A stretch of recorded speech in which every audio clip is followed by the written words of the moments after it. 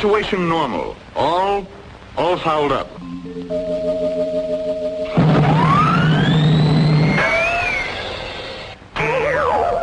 This is Snafu.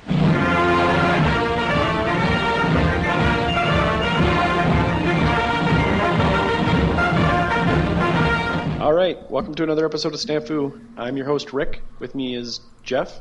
Howdy. Pat. What's up, guys? And Dale. Hey, everybody. Hey, so we got a super secret special episode for you guys. Well, first, let me go back and say we have been on hiatus, not by choice. I've been super busy, so I haven't had a lot of time to edit. And then when I did have time, what was that? I said, way to go, Rick. Yeah, right? I know. Putting too much on my shoulders, apparently. Turned yourself into a pickle. Way to start out with the apology. Well, I'm apologizing because it was like over a month. And then when I actually went to go edit the episodes, it turns out our software was broken and all of our recordings were goofy, and then I couldn't publish the episodes. It sounds like I'm making a bunch of excuses, but it really legitimately was like our fairly inexpensive software cost us, probably 2 or 3 weeks. So I will apologize for the delay. I'm glad to see that people are still paying attention and seeing that we're still a thing. And there was one person, I can't remember their name off the top of my head, that said, is Snafu over? And I want to address that right now and say that if we ever do decide to stop doing this, we will officially announce it so that people aren't sitting on their thumbs waiting for us to actually be done.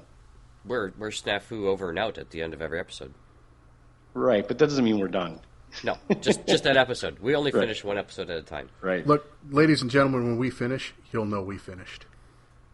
Thanks, Jeff. Maybe we should start a podcast pool. Bets on how long this is going to last. Well, Deadpool? Sure. If we can release one every 3 years, I think we can continue this indefinitely. No, we'll bet on ourselves and then just screw everybody. There we go. Yeah, if everyone wants to jump in on the pool, we'll be the first to quit. No. You know that people are going to throw money in just to get us to quit, right? Hey, I can be bought off. It would not be the first time I've been paid to put clothes back on. I mean, stop a podcast. What the hell? Why do I do this? Pat, I'm with you. I don't know. Here's why. Here's why, Pat. And this is where I was going before I started that little apology tour. Was we get cool shit, right? Yeah, that is true. And it's pretty rad what we just got. So I don't know how many other people have gotten what we received with a little birdie sent in us a mail. But Pat, why don't you tell us what you got out of nowhere? Are you sure? Are you sure we want to blow the load this early? Shouldn't we think about baseball and other things and drag it out? Sure, fine. All right, let's talk about our hobby object. Yeah, let's do the hobby updates. Updates. We'll get back. We'll just linger and fester on the vine a little bit. Such a tease. We're just exposing the shoulder. It's called foreplay. There's a difference. No, it's great. This is how everyone gets. This is like Amish foreplay. We showed them an ankle. Just like untied the shoelaces. We'll see how long we can drag this out. All right, so let's talk about our hobby updates. I'm trying to remember who purchased this particular line of product, but we, as we've mentioned in the last 2 episodes ago, technically, because I have one more to add it between the episode we just released and this one, we also received some more product from a different manufacturer that we hadn't had a chance to update because we actually hadn't gotten it before that last episode. So I don't know who got GC Mini stuff. I have some stuff. I think everyone got something. Yeah. Okay. We all got something. So GC Minis is run by Alan, I believe. He said he's in the desert, so it's got to be like Phoenix or that kind of area. I think it's Arizona. So, he reached out to us and said, hey, if you guys want to check my stuff out, here, whatever, you got your we got a tournament coming up, so he sent some gift certificates out for some of the prize support, and we kind of all looked at some of the stuff and go, hey, you know what, some of this looks pretty cool. Let's go ahead and buy some and take a look at it. So we did. Thank you, Alan. We do appreciate that. And I know there's still a couple things Dale and I have been looking at. His paint racks look pretty fantastic, but I haven't got that yet. His paint lights too, that cool LED light sweet thing that he's got going on is cool. He's at GCMini.com, Gamecraft Miniatures. I actually made a second order and picked up one of the LED lights. Ooh, Okay. Nice. Received it yet? Yes, I have. Oh, okay. Grad. All right. See, we're used to like. Okay. Well, we'll get through all this stuff. I think one of the super high positives of Alan is that he's actually involved in the bolt action community, which I think I don't know if it's his primary game, but he plays bolt action quite frequently. He just started playing bolt action this year. Actually, I think he picked it up right about the same time that I did. So 6 to 8 months ago. Okay. Well, he's got quite the line of already fashioned bolt action terrain. Which, yeah, I think a lot of what he had in place before kind of fit in with the game pretty well. So. Sure. Okay. Cool. Because I think he does have a 15 millimeter line too, correct? And 6 millimeter. And a 6 oh, millimeter. And 6 millimeter. Yeah. Holy cow, 6 millimeter. That's tiny. And 3 millimeter, 10, 15, 20. Okay. Anywhere in between. That's pretty easy to scale up once you have the drawings. Epic scale for it, sci-fi. So. It's one of his categories too. Hey, he's got a TIE fighter landing pad. Cool. Sweet. Anyway, hey Jeff, what did you pick up? There's a lot of stuff. I picked up a church because none of us had a church yet, and I was like, I want to try a church out. So a bunch of heathens. Yeah, right. We were. So Jeff saved us. Yeah, First Church of Snafu, non-denominational. Anyway, so the kit, we're okay to throw down a little review of the kit, right? So yeah, I wasn't quite sure when I got it and opened it up. You know, it's not a ton of pieces, and I was like, oh, okay. But once I actually put it together, I was like, yeah, I'm down with this kit. It went together easy. It's quite a bit larger than I was expecting, and that's not a bad thing. Like when you put it out on the table, yeah, right. Thanks, Rick. Someone was going to do it. Get there. I'm only going to throw so many softballs here. But yeah, it really dominates the edge of the table. I think the bell tower on it might be, what was it, like 14-ish inches tall. So, you know, you put that thing down, it really gives you an impressive look on the table. I also picked up the optional stained glass window kit with it. So they're kind of fairly nice for the size. Stained glass windows painted on a laminate, kind of like an overhead transparency, if you know what I'm talking about. Mm-hmm. So you cut those out and you can glue them in the window frames there. And I was very happy with it. I really like the kit. I really like the stained glass. The only thing I wish it had was a floor. And that was my pug agreeing with me. Sorry about that. Nice. Yeah, it just needs a floor on the inside just to make it perfect. But otherwise, I was very happy with that kit. Yeah, you had that set up for one of the campaign games last Thursday, and one of the 40K or a couple of the 40K guys walked by, and they stopped, they looked at the church, and they go, are those stained glass windows in there? And I'm like, yeah, yeah, sure are. Sure so, are. yeah. And I picked up a little LED light kit off Amazon, little bar LED light to throw in there. Mm-hmm. And I'm going to work on diffusing the light a little bit so those stained glass will really glow from the inside. So it's super cool, I have to say. Yeah, the first light you had in there I thought worked all right too, because the first time you brought it out, someone else had walked by and they're like, "Are those windows lit up?" And I'm like, "Yep, sure are." So nice. Yeah, so super happy. Double thumbs up for me on that kit. It's pretty cool. But that's the only thing I got because, you know, I go big or go home. Yeah, I think a lot of us, you know, just have already gotten what we need at this stage, and it was just kind of, you know, last minute grab and change some things around. He definitely had some more terrain that I was interested in, and after we get past Operation Snafu and start figuring out when I've got plenty of time to do whatever, some other things, he's got some nice little houses and stuff he has are pretty cool too. But I got the not the church, I went for the cathedral, which was actually a destroyed cathedral, so it's kind of a little cathedral in ruins. It's got the flying buttresses coming out the side. One thing that I noticed right away, and I emailed him about this, is all of our kits came pre-punched. So there wasn't the having to poke out and raw your fingernails on the, you know, and get the little tits on the side that from poking those things out. So that was actually kind of cool. I mean, from unwrapping it and gluing it, it was up in 20 minutes. I speak for yourself. Initially, I didn't like that what I ordered didn't come in the sheets like I'm used to getting. That kind of threw me off a little bit. I didn't exactly know what to think. Yeah, I had a couple of Jeff's pieces ended up loose because of the way the shrink wrapping worked out. So that was a little, yeah, it was different. Well, and that was what I was going to throw in there too. Is that my only concern, and it wasn't even anything super. Like I ended up having all my pieces, but you don't even know if you are missing a piece.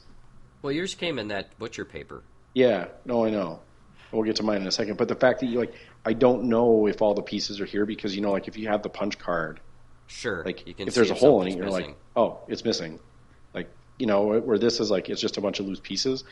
It's such a minor qualm in the fact of what I got from Alan was like super nice. So yeah, it's I've gone back and forth on whether I like it or I don't like it. The not having to punch, because some of these kits I've put together, not from Allen or GC Mini, but some of these other places, they're, I put together a warehouse that was hundreds of pieces, and so there's no way you couldn't get that on the sheets. But this was the first product I've ever received that wasn't still in the sheet that had been cut. So it was. At first, I'm like, I don't understand why this is the way it is. It doesn't make any sense. I don't like it, but it hasn't changed. It's changed from that to just it's different. So it wasn't a bad thing in the end. Yeah, he says he does it to keep the small cost down because then he uses those vacant holes in the punches and stuff like that for his 6mm sci-fi set and stuff like that. So it's probably easier to ship too. So could be. Well, reduces the first weight. thing. Go ahead, sorry, Pat. No, that's all right. So it reduces the weight. Another thing that was really cool is that you get used to these shipments from Europe and Canada, and I think we placed the order Sunday, and I had it Wednesday. So Monday and Wednesday it was boom shipped. So that was kind of cool. Really quick turnaround on that. So yeah, and anyway, just to wrap up, I think I'd also put the Cathedral on the Facebook. Went together pretty nice, really easy.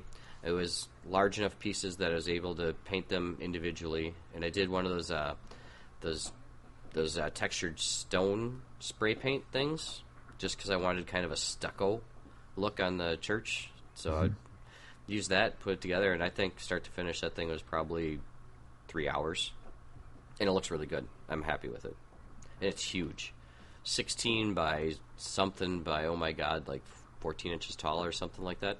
Yeah. It's big. So yeah, 16 by 9 by 12 inches tall. It fills up some table space and it looks good. Yeah. So we haven't mentioned it yet, but Jeff, what does yours retail at? The church? I was just looking because I know we got a slight discount on ours. I'm actually struggling to find it. I thought it retailed around $50. I just saw yours a second ago. Yours is $46. Yeah, there we go, 46. And then $6 for the stained glass, and mine is retail. It's currently listed at a 10% discount. It's normally $55. It's listed at $49, and has been ever since I've looked at the website. Yep. All right. And what's the footprint? What's the footprint of these buildings? Best guess, without sitting right in front of me, it's got to be probably 10 to 12 wide by 12 to 14 long. Okay. Maybe Mine's 16 by 9. It's big. Yeah, it's big. Mine's 16 by 9. Yours is very comparable. Actually, mine is probably just a little bit wider. No offense. None taken. Well, I've got you guys all blown out of the water. So I bought the biggest thing of all of these. So I might be compensating for something somewhere. But no, so I ended up picking up the Ruined Factory kit, which there's a couple of them. So yeah, no. So the one that I got I did not get the Stalingrad one because that one I think is literally a 4x6 table. I think it's pretty damn close. It's ridiculously huge. Yours is pretty close as it is. Yeah, mine. So the one I got is 29 inches by 11 inches by 9 inches tall. So it's like half a table essentially. It's huge. Yeah. It's really nice. I will echo what Dale said, though. It would be nice to have a base for this. I don't know how we'd make one. I mean, that's its sheer size makes it impossible to actually have a base for it. So. Yeah, that was Jeff's criticism. It's also mine. But I'll get to mine when we get there. Mine came with a base. Yeah. That's probably because mine didn't come with a roof. But yours didn't come with a roof either, did it? No, mine came with no roof because it's a blown-out factory. Sure. So it's just like walls with a front facade, and it's got some rafters on one side. It's actually a really nice kit. I think he actually threw a couple extra rafters in. I'm not sure if that was an accident or not, but I might have been missing rafters. Shit. Are you serious? Well, it looked like there's a couple pieces that could have been missing, but I don't know. Was yours a factory? No. Okay, well, we'll have to chat. Not that it matters; they're already glued in, and here we can talk about how I might have used your rafters. This will be a good test of customer service. I think he's a pretty easygoing guy. I'm sure he can get some replacement parts. That Stalingrad one looks pretty cool. You should have got that one. That one is expensive. It looks massive. I wouldn't know how to transport that one. Come on. Right. I don't know how you would transport. I think you wouldn't be able to. There's no way around it. I'd go by truck. Right. You'd have to rent a U-Haul to take that anywhere. It's a pretty good size, yes. It's pretty big. It would make a really cool, like, if you want. I've always wanted to make like an interior factory board, like you're playing the whole game inside a factory, because it's probably closer to, close to scale. I don't know, but so I think I picked some other stuff up. Make for a great scenario. Yeah, it would be a really cool scenario. Yeah. I don't know what else I got. I know I got some other stuff, but I can't remember what I got now. I thought that was all you got. I don't remember anything else. Maybe it is. I don't know. I got frustrated the first night with it because I couldn't do it at the store because it was like... Because of the law? Yeah, because it was really big, and I'm like, I don't know how I'm going to get this home while glue is setting. It just wasn't going to work, so I had to stop because I'm like, I can't do this right now, which is kind of sad. But what I was going to say, when Pat was talking about his stuff, I feel like one of the competitive advantages Alan has is that he's cutting bigger sheets of MDF than I've seen anyone else cut. Yeah, a lot of these shapes are they're not going to fit on a standard sheet that we get from the others.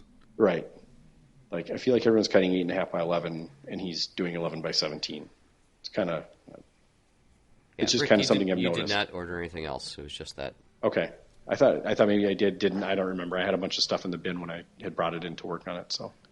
We don't have anything listed, but this could be. No, I believe that's probably all I got this time. Dale, how about you? So what did you get? In the original order, I got the large country estate.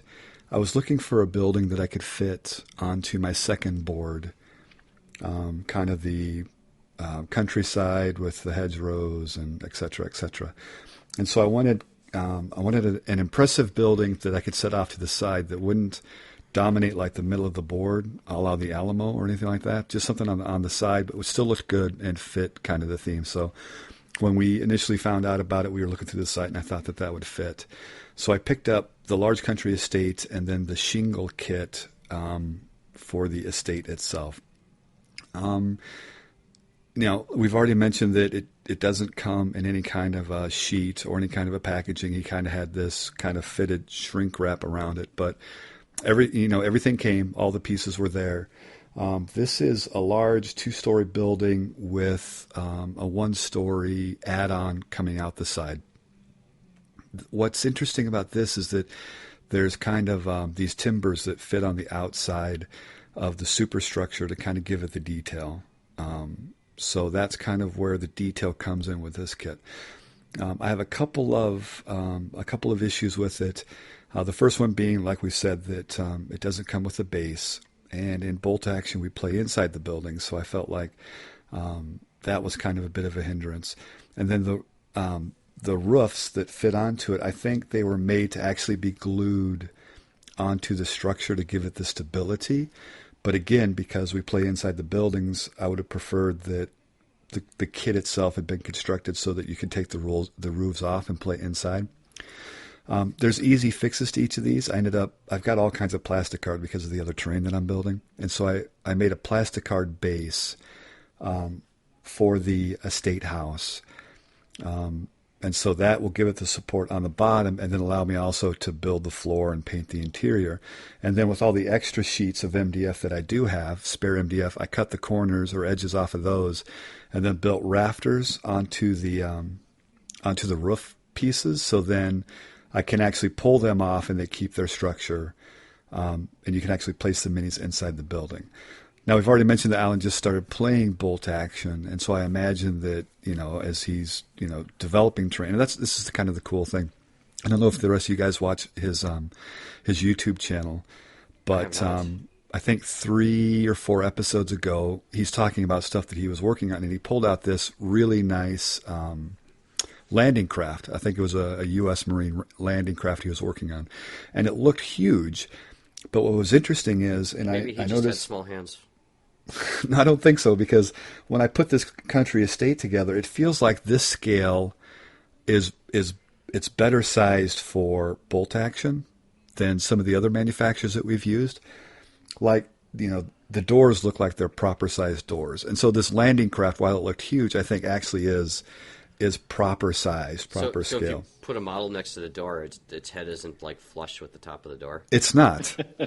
No, it's not. So, and like 2 episodes ago, he was talking about the scale and what each means, and so it's interesting. Anyways, I get a kick out of his channel because he has a different point of view on gaming from the other side. As a consumer on this end of it, I only think about this stuff, but as a distributor and developer, he has a unique view. And so I got the country estate really straightforward, came together easy.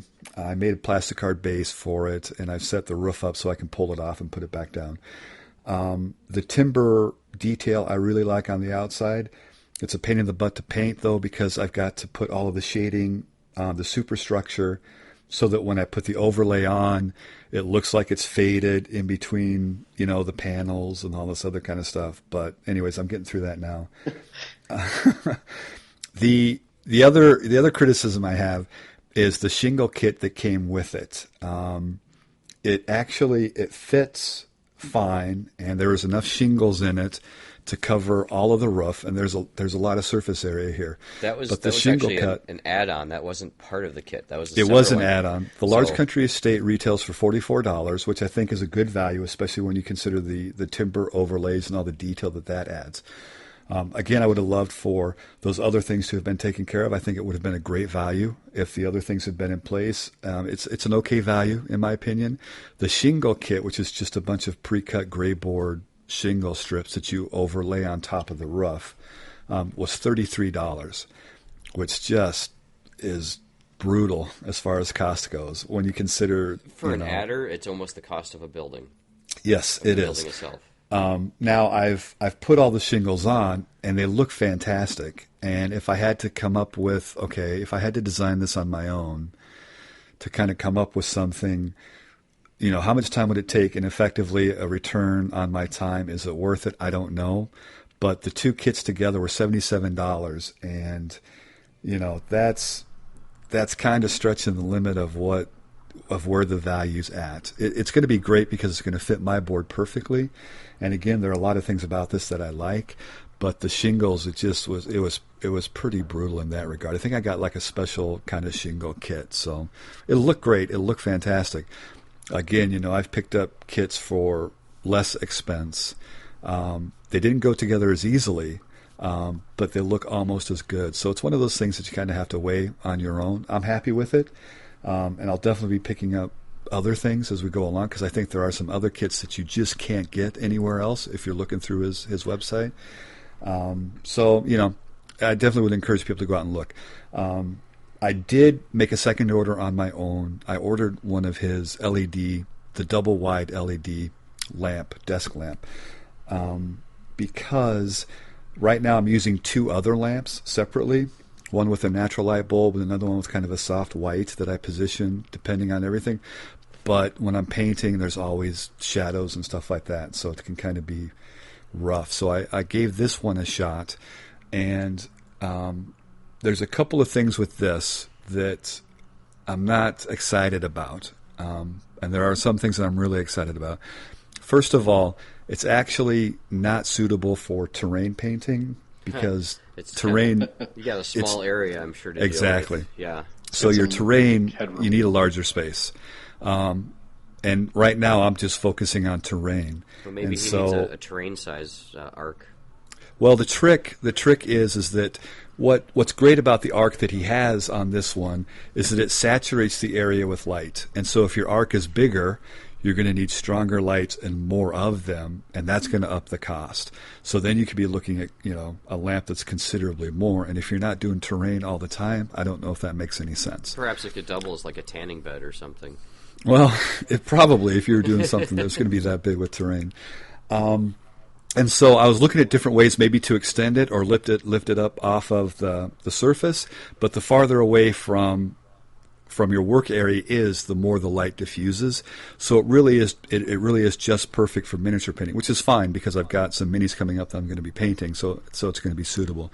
The only other thing that I've got is I'm going to have to rework my painting workstation because the adapter that he has on this, or the power supply that you plug in, the cord itself is maybe 3 feet long, and so I'm going to have to run an outlet closer up to my desk so I can plug it in, and there's no switch, so it's just plug in, turns on, plug, take it out, that's it. One of those outlets that has the little switch or flipper on or thing.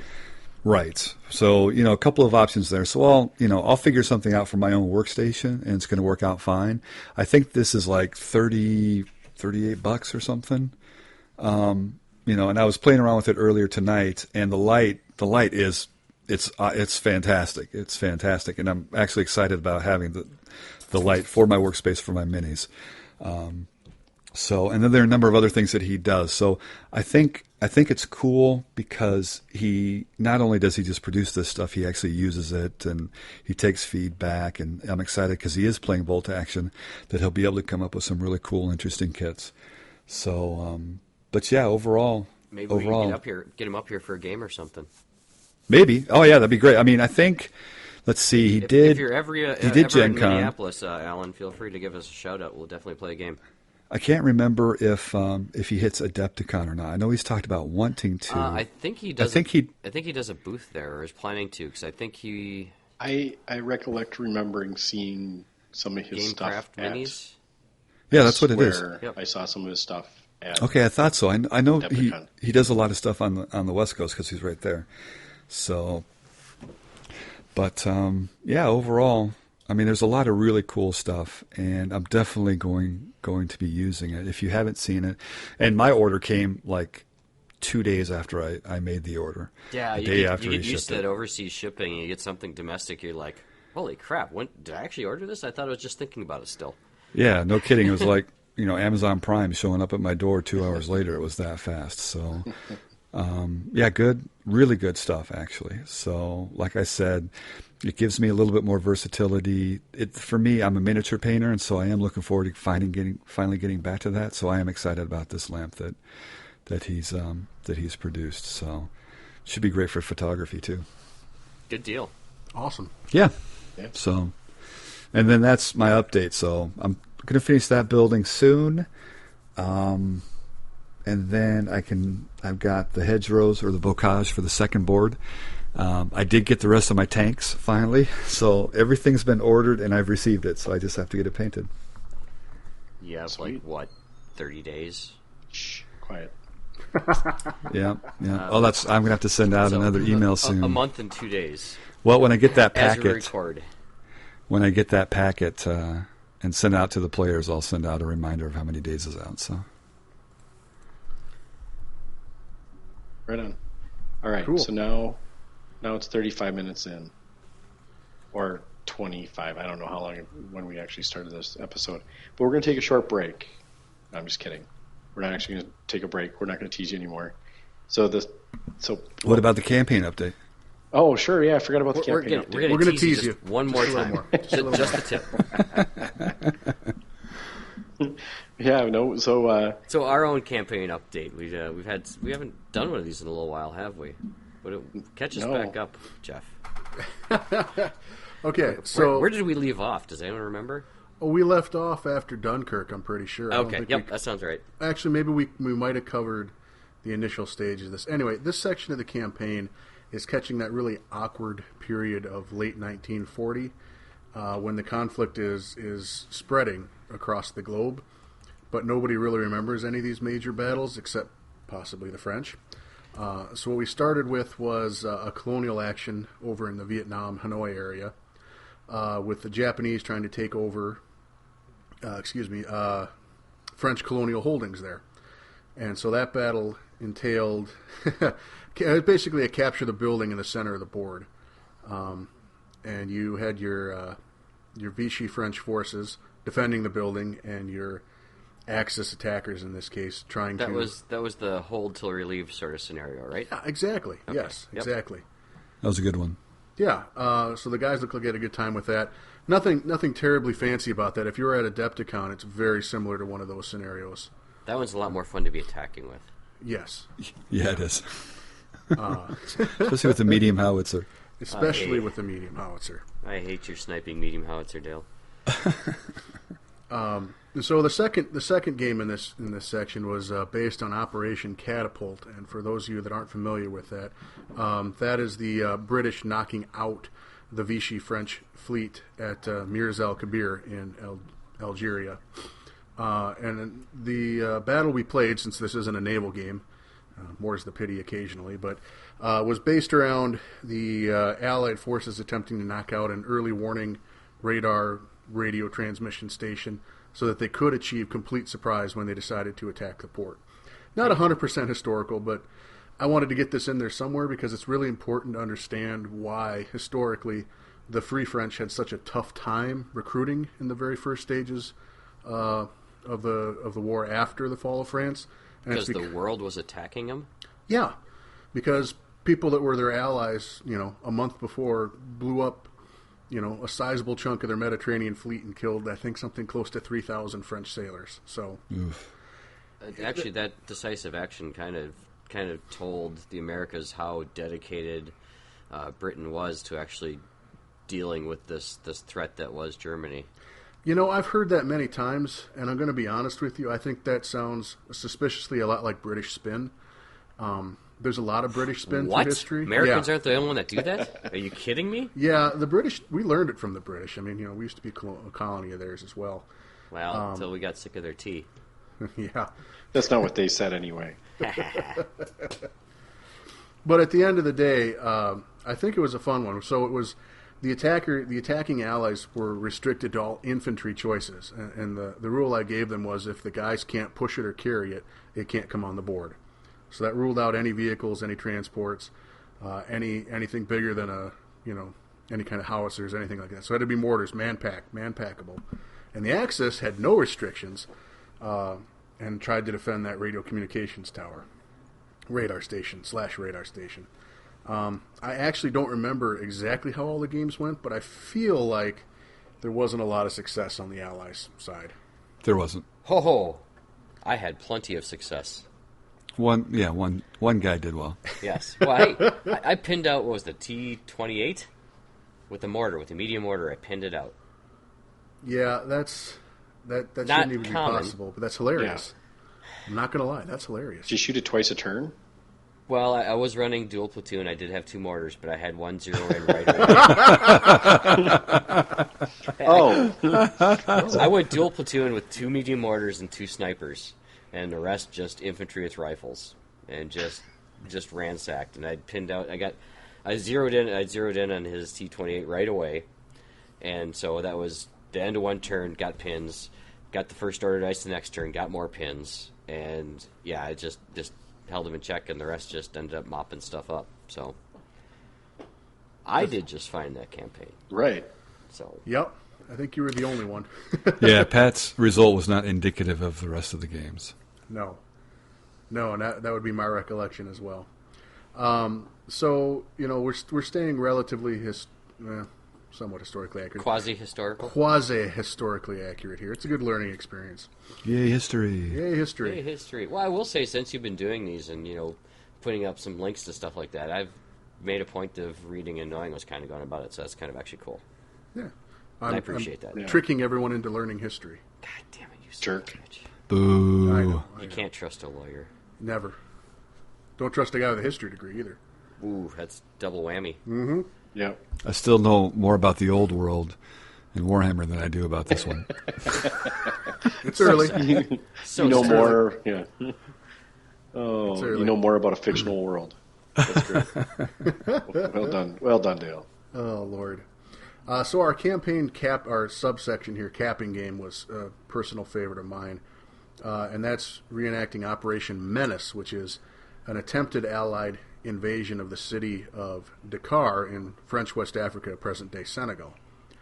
And this one is particularly fun for me, not just because I've been to Dakar in Senegal and seen all these places firsthand, but also because it's my first chance to give the Allies a hitting the beaches invasion feel, in a game, rather than running off the beach like they were at Dunkirk.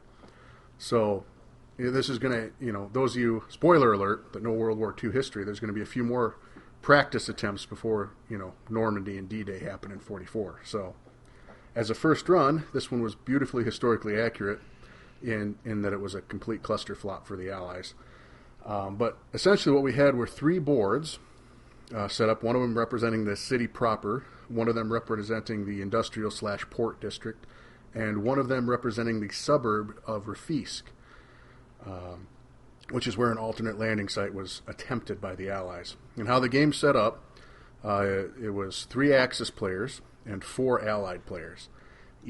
Everybody takes an 800-point list. The 3 Axis players pick a table. That's going to be where they're going to defend, and deploy their entire army on their half of the board. And for the record, you guys did get to pick your table halves as well. Yes. Well, granted, you all had to have the same side, but you still chose.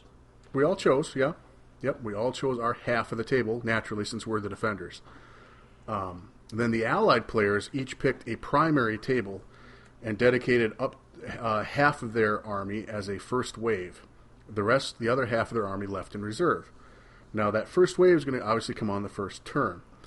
Any reserve roll of theirs, though, once they make the roll, can be dropped in the bag for any of the 3 tables. So they can drop units if they're playing in Rafisque, they could drop a reserve unit over on the city table or the port table. So it was so goddamn confusing. It was awesome. And the 4th Allied player had to wait. There's an 8-turn game. The 4th Allied player waited till turn 3 and then could drop his dice anywhere he felt like. I was pretty sure Kevin still had no idea what was going on after watching everything for 3 turns, too. Kind of. So it was a cluster bunkle, that's for sure. It was awesome. To be fair, I think Kevin had his nose in his phone for quite a bit of those first couple rounds. Wow. Just saying. Don't text and play, kids. Yeah. It's a war game. Take it seriously. Come on. Right? Right. So it's a 4-on-3 game points-wise. The Allies have an 800-point advantage, but they're having to fight against people that have picked their defenses. Victory conditions are getting more order dice into the Axis half of the table. That's it. That's all you have to do. 8 turns long. That's all you have to do. All you have to do. How many order dice were in your army, Jeff? A lot. 14? 15.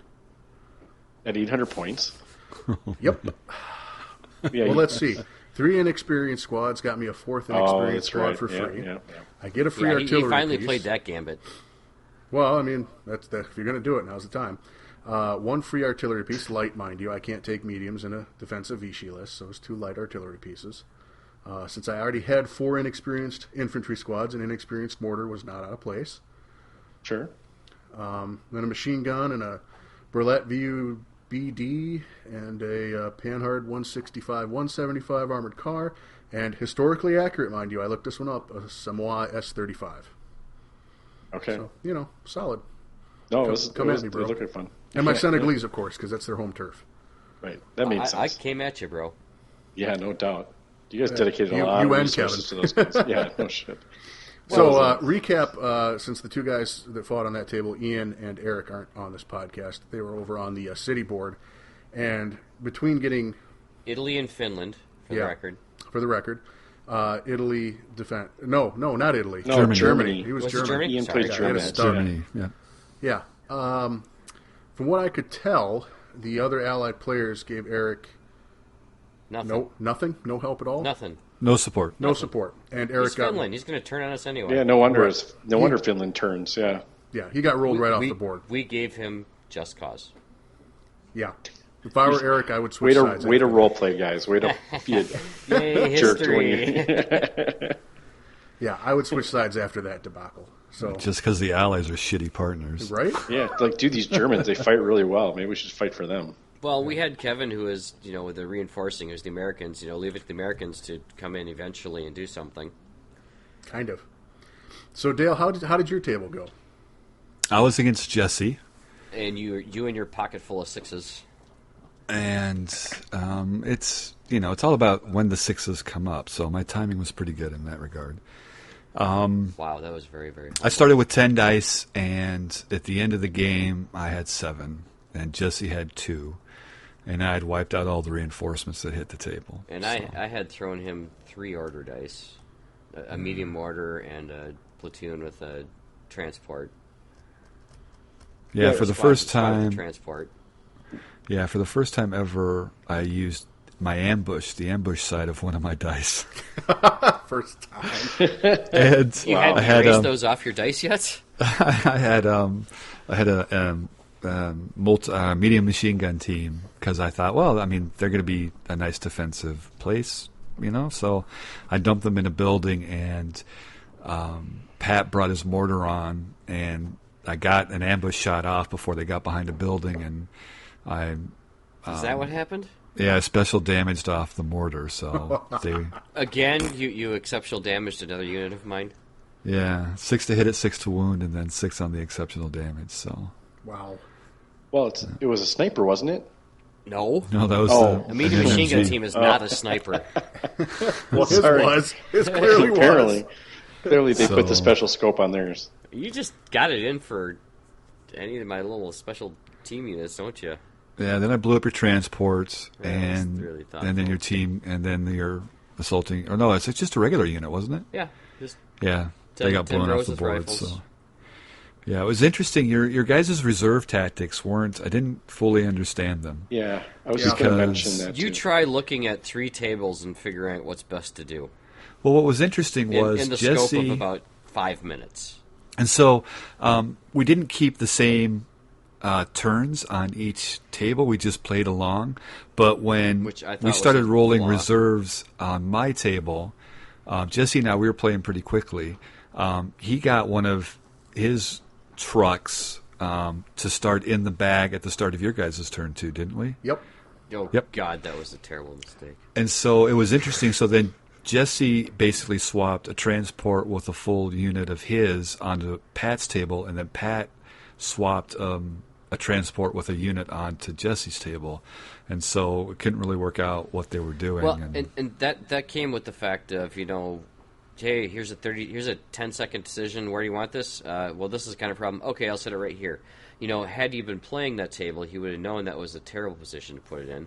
Same thing as I'm going over to his table trying to put my reinforcements down and not having seen the game unfold and seeing where everything's moving to and taking up positions and just making a snap decision. That was terrible.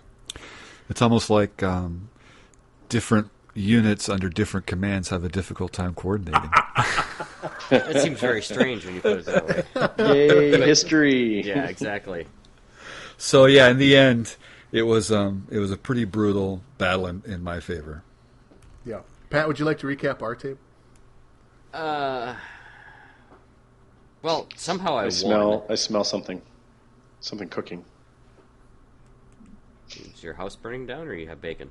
I'm just preluding what's about to happen here. Well, no, we kind of roasted the French a little solid. It took an awful lot. Jesse threw a resource in, which basically bought a turn, and then I don't know. Jesse seemed to think that he had Dale locked up because he had this magic tank of his that was going to do everything in the world to all of the Japanese troops. I think there's a Facebook picture that said otherwise.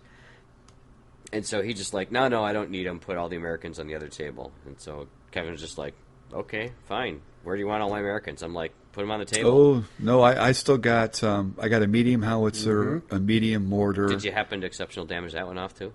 And, no, they both survived. I did wipe out the inexperienced unit that came on, but that inexperienced unit came and gave me some, killed off some stuff. So he put on the engineer squad and a transport, the guys with the flamethrowers and the BARs. Ouch. I think his Stewart landed on your table as well. The Sherman. The Sherman. The Sherman, Sherman M4. I think it was Very M4. Effective. Yeah. Well, the Sherman M4 was the last thing from effective. It was like rubber bullet tank war with was it the Char you had, Jeff? No, the Samoa, yeah. The Samoa, sorry. Yeah, yes, they set Spoiler alert, they're going to spend 5 turns shooting at each other's sides, and neither blank one kills almost. each other. Nothing. 8 inches away, neither one can kill each other. Sorry. On the Yeah, upside, inches. yours was at least putting pins on his, and it finally came down to he just blew an order check and reversed off and took that unit off the table half. Hilarious, by the way. But his engineer squad... Now, hold on. Give the guys, before they get barbecued, give them their glory. Jesse rolls up his Russians, 12 of them, with SMGs, thinking he's cock of the walk here. Oh, God, And this they is usually are. hysterical. Yeah, rolls Regular. his I truck, just looked at it and just shrugged. I couldn't do anything else. I'm like, okay. rolled his truck right up by the trench, my full Senegalese unit. Campaign unit, mind you, so they're got some upgrades on them. They're beefed up a little bit. They're beefed up a little bit. Was hiding by. And he's like, okay, my guys are in that truck. And I was like, okay. My order dice came out next. I charged the truck. With 14 in the bag, pretty good chances. Pretty good chance of that, yeah. All his guys pile out to fight me. I kill them to a man, and they never get to strike back. +2. +2. Yeah. And consolidate back into the trench. Pretty extraordinary. I thought it was hilarious myself.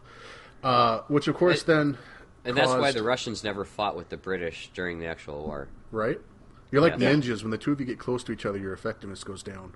Yes. Dramatic. Uneasy alliance. Right.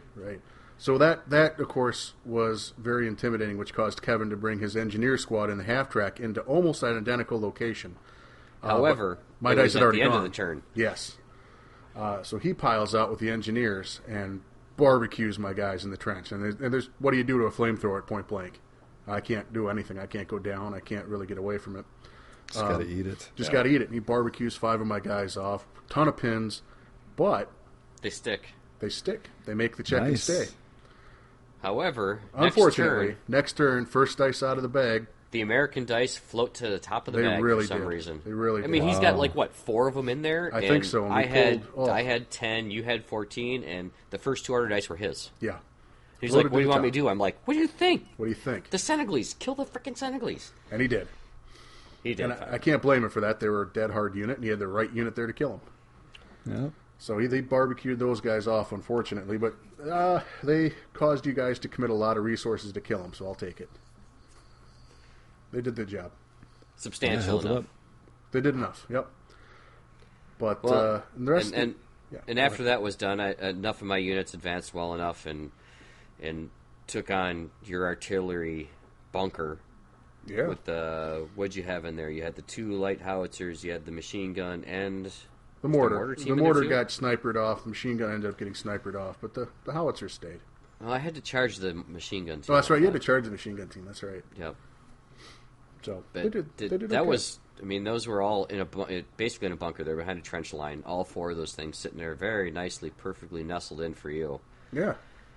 And you had some lousy rolls to deal with the troops in front of you too, a couple times. But Still all in goes. all, it came down to that. I think it was was it an 8.5? No, it was an 8.5 till your tank and the other vehicle backed off. It Right. ended up being So a then it 6.5. ended up being a 6.5, but the ones that backed off were American. Yeah, and, they were Americans. and the Russian. Well, the Russian backed off, and so did the American transport too. Yep. Yeah, basically all the mobile vehicles like ran away. In one turn, it was Hilarious. from your side. Yes, I would say hilarious. I'd say disastrous on my side, but Yeah.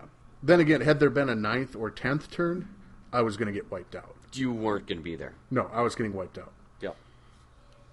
So, but if you're keeping score at home, that's 2 Axis wins and an Allied win. So, 2 of 3, 2 out of 3 ain't bad, as Meatloaf says. Axis wins. Pretty historically accurate, actually. Wait, Yeah, Meatloaf was history. alive for that?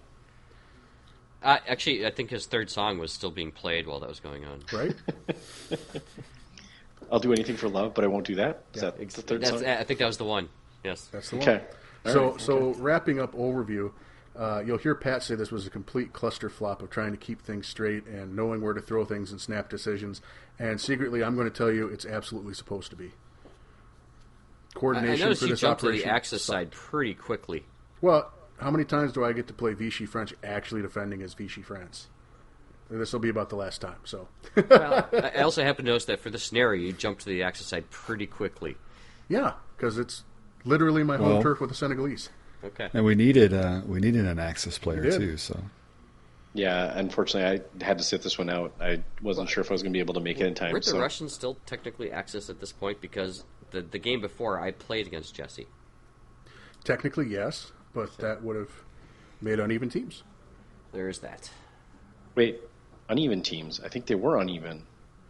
Uneven teams in the wrong side's favor. The Allies are supposed to have the point advantage. Right. In this. They're supposed to have an 800-point advantage, even though... Player advantage. Player advantage. Yeah, player advantage. There we go. What do we have in our club as far as actual Axis and Allies players currently right now? We're not split down the middle. I think we're Axis heavy, aren't we? Yeah, we've changed over to being Axis heavy now. Yeah. Well, adding Jason in there, who's Italian, who's playing the Italians, I should say. I don't know his actual... Well, so Jason and Ian both are Axis players. Axis and German, yep. Yeah. But after this, pretty soon after this, I'm going full ally, so that's going to switch me to the allied column. Ian can play both sides. Kevin's new to the ally side. If Rocky would ever come back, he's allies. Well, he's got that new girlfriend. Oh, yeah. She's not that new She won't be anymore. new forever. Eventually, she'll just be the girlfriend, and we'll see him again. I think once they move in together after the first of the year, it'll probably change. Right. And, Maybe. And the school gets wrapped up. So. And theoretically, Mike's going to ever put something together and paint it, and then he'll be a U.S. player. I think he will. He better. I think he will, too. He's got 34 days to get something there. I know what he'll be doing that weekend we're out of town, so... Yeah. Well, yeah. Same as me. Probably be joining you for some of it, unfortunately. I am done.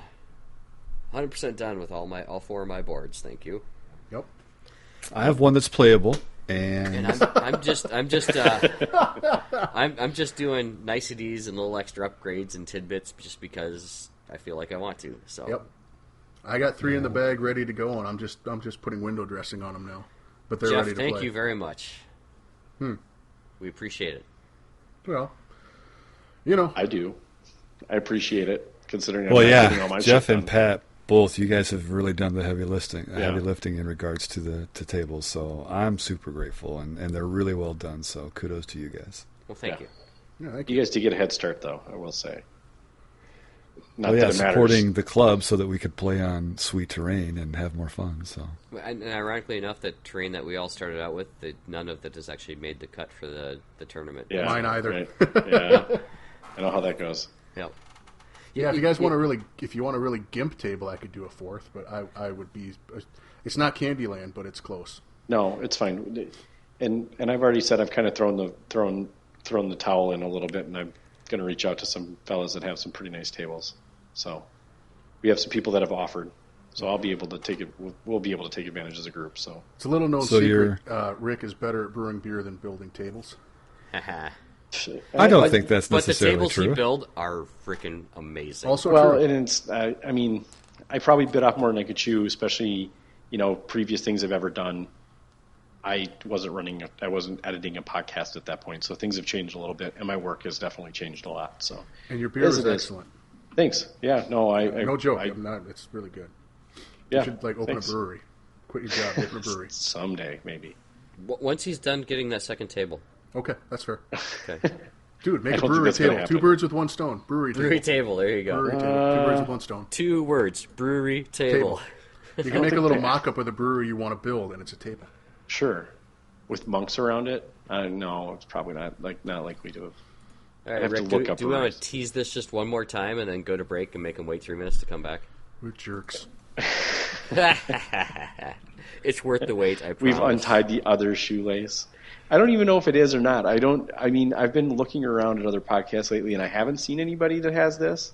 So I feel like we're pretty special. I feel special. Oh, we're special. Whether or not we're actually special, yeah, well, right. We might be that kind of special, but that's not what I meant. My understanding is that no other podcast has been given this yet because the Okay. LRDG2 hung it up. Yeah.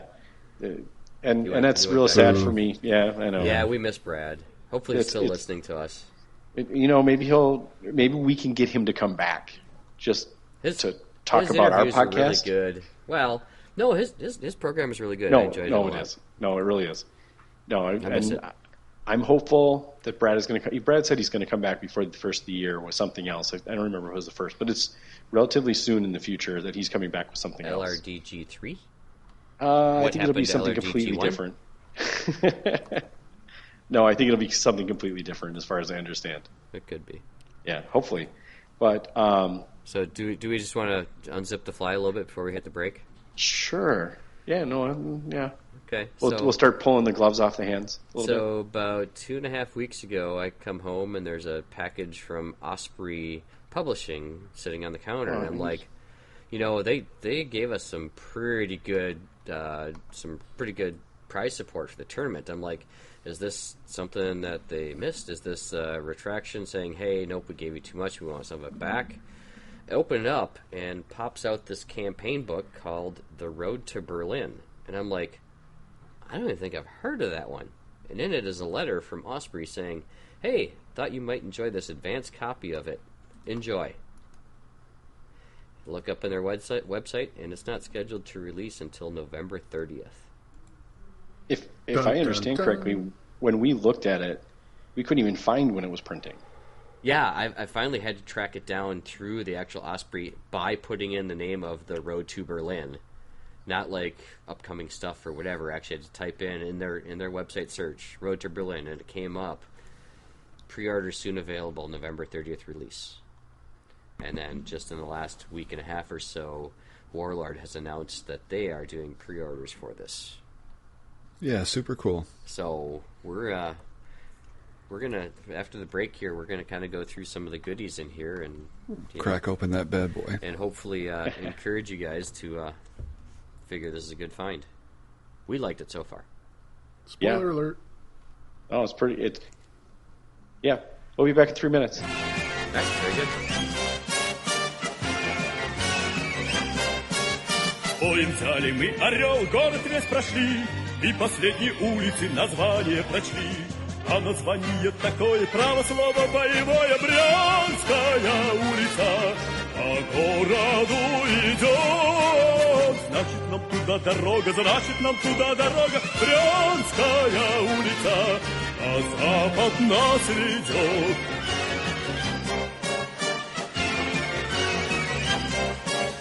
Боем взяли город Брянск, город весь прошли, и последние улицы название прочли. А название такое, право слово боевое, Минская улица по городу идет. Значит, нам туда дорога, значит, нам туда дорога, Минская улица, на запад нас ведет.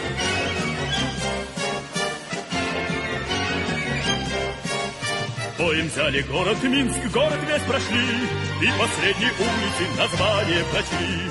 А название такое, право слово боевое, Брестская улица по городу идет. Значит, нам туда дорога, значит, нам туда дорога, Брестская улица, а запад нас ведет.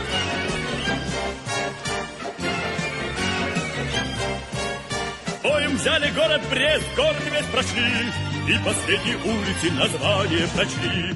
А название такое, право слово боевое, Берлинская улица по городу идет. Значит, нам туда дорога, значит, нам туда дорога, Берлинская улица к победе нас ведет.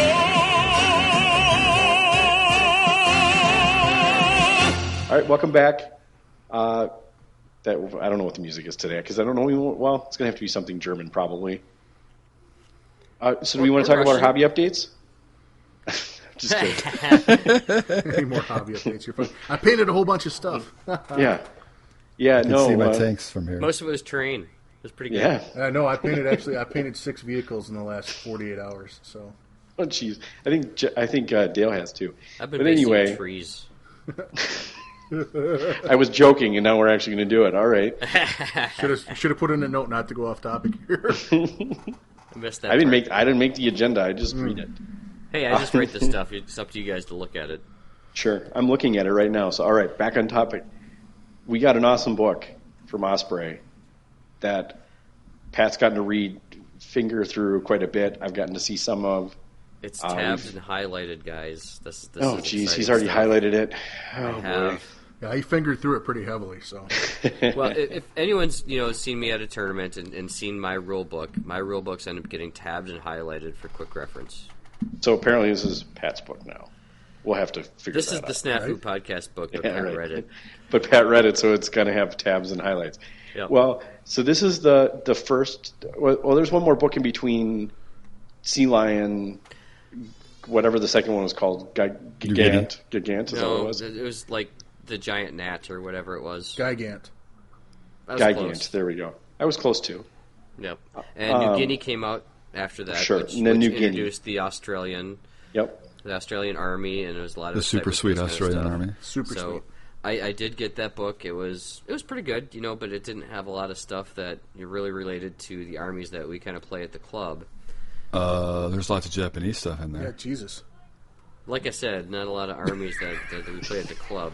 Are you telling me I don't need the buff that the Japanese You're painting get in a that book? German army, for Christ's sake. You said these guys are just your play until, so... I don't know if I'll ever not be playing them. Well, never mind. I was going to say, at the rate you're painting stuff, that could very well be the case. Because you don't bring things in until you're fully painted. I believe that. I suppose that's true. But, that book is good for the Japanese, and it's great for the Italians. So Italians? New Guinea? I'm sorry, Australians. There you go. That makes more sense. That's a weird one. I was very confused for a second there. I was like, shit, I didn't read this book, but Italians, somebody's doing it wrong. All made in Taiwan. Maybe they'll have army-wide special rules that generals can give to their troops. So in this book, we'll see. Sure. Yeah. So spoiler alert, they don't. Yeah.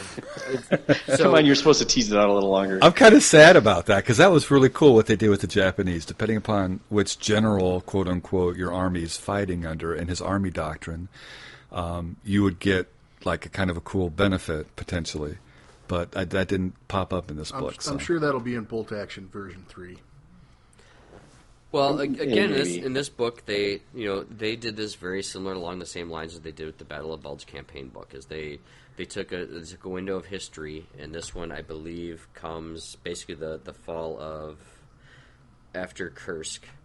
So this is like Kursk forward to the end of the war. This is where the Russians are basically expelling the Germans from their territory and every other one they can think of, and the other little partitions of troops within that. So this is a very much German-Russian heavy book. So pretty much, almost, well, not exclusively. There's historically, what's the timeline we're looking at? So, June of 43. August 43 is what they learned. So after Kursk. Okay, they don't start until after Kursk. Okay. Yep, they start after Kursk. Your agenda says February 43. So now which one is it? For real. I'm just looking joking. at the book. It says in August 43. Okay. All right. Following this the is German the push. disaster of Kursk, the Soviets unleashed their series of operations designated to throw the Germans out of the Soviet Union. In August 43, Operation word I can't begin to pronounce liberated. Bagration? No. Bagration? Polkovodoka Rumenyatvis. Oh, of course. Yes, we nailed that. What are you talking about? That was easy. Yeah. I think we should be drinking vodka right now. So it's basically they're obviously it's Ukraine. Operation Pokaladoka. Yes. Roll out the barrel.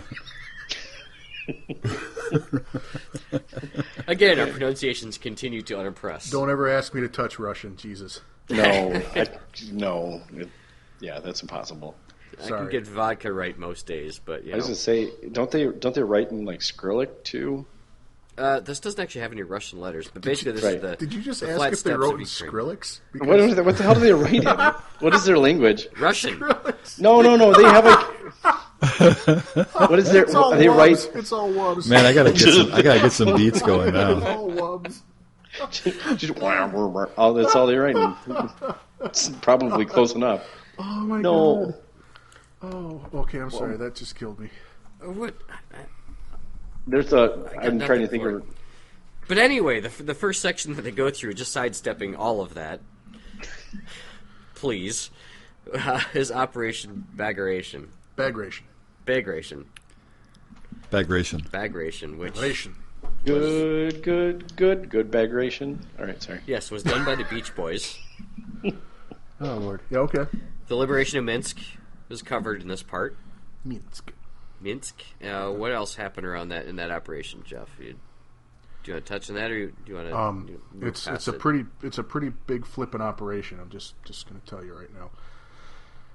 So what was the overall goal? The overall is to crush Army Group Center, which is the German army. They did a lot of work to distract Army Group South, and now that was around the oil fields, wasn't it? Okay. And then they made a massive push through the center. All right. Massive. So in this particular, the first section they have, they run 3 special scenarios, which we'll get to after, because we kind of put our 2 players, our Russian or German player, through the grinds on some of these, and we'll touch on that after another break, just to tease a little more for you. Right. So before we move on from that, we thought, it's quite common when the books go out a little early, and some folks get to look at them and they give you some information. We wanted to do something a little bit differently, other than make fools of ourselves, which isn't different at all from That's what we not thought hard we to do. do, That's though. pretty much par for the course around But here.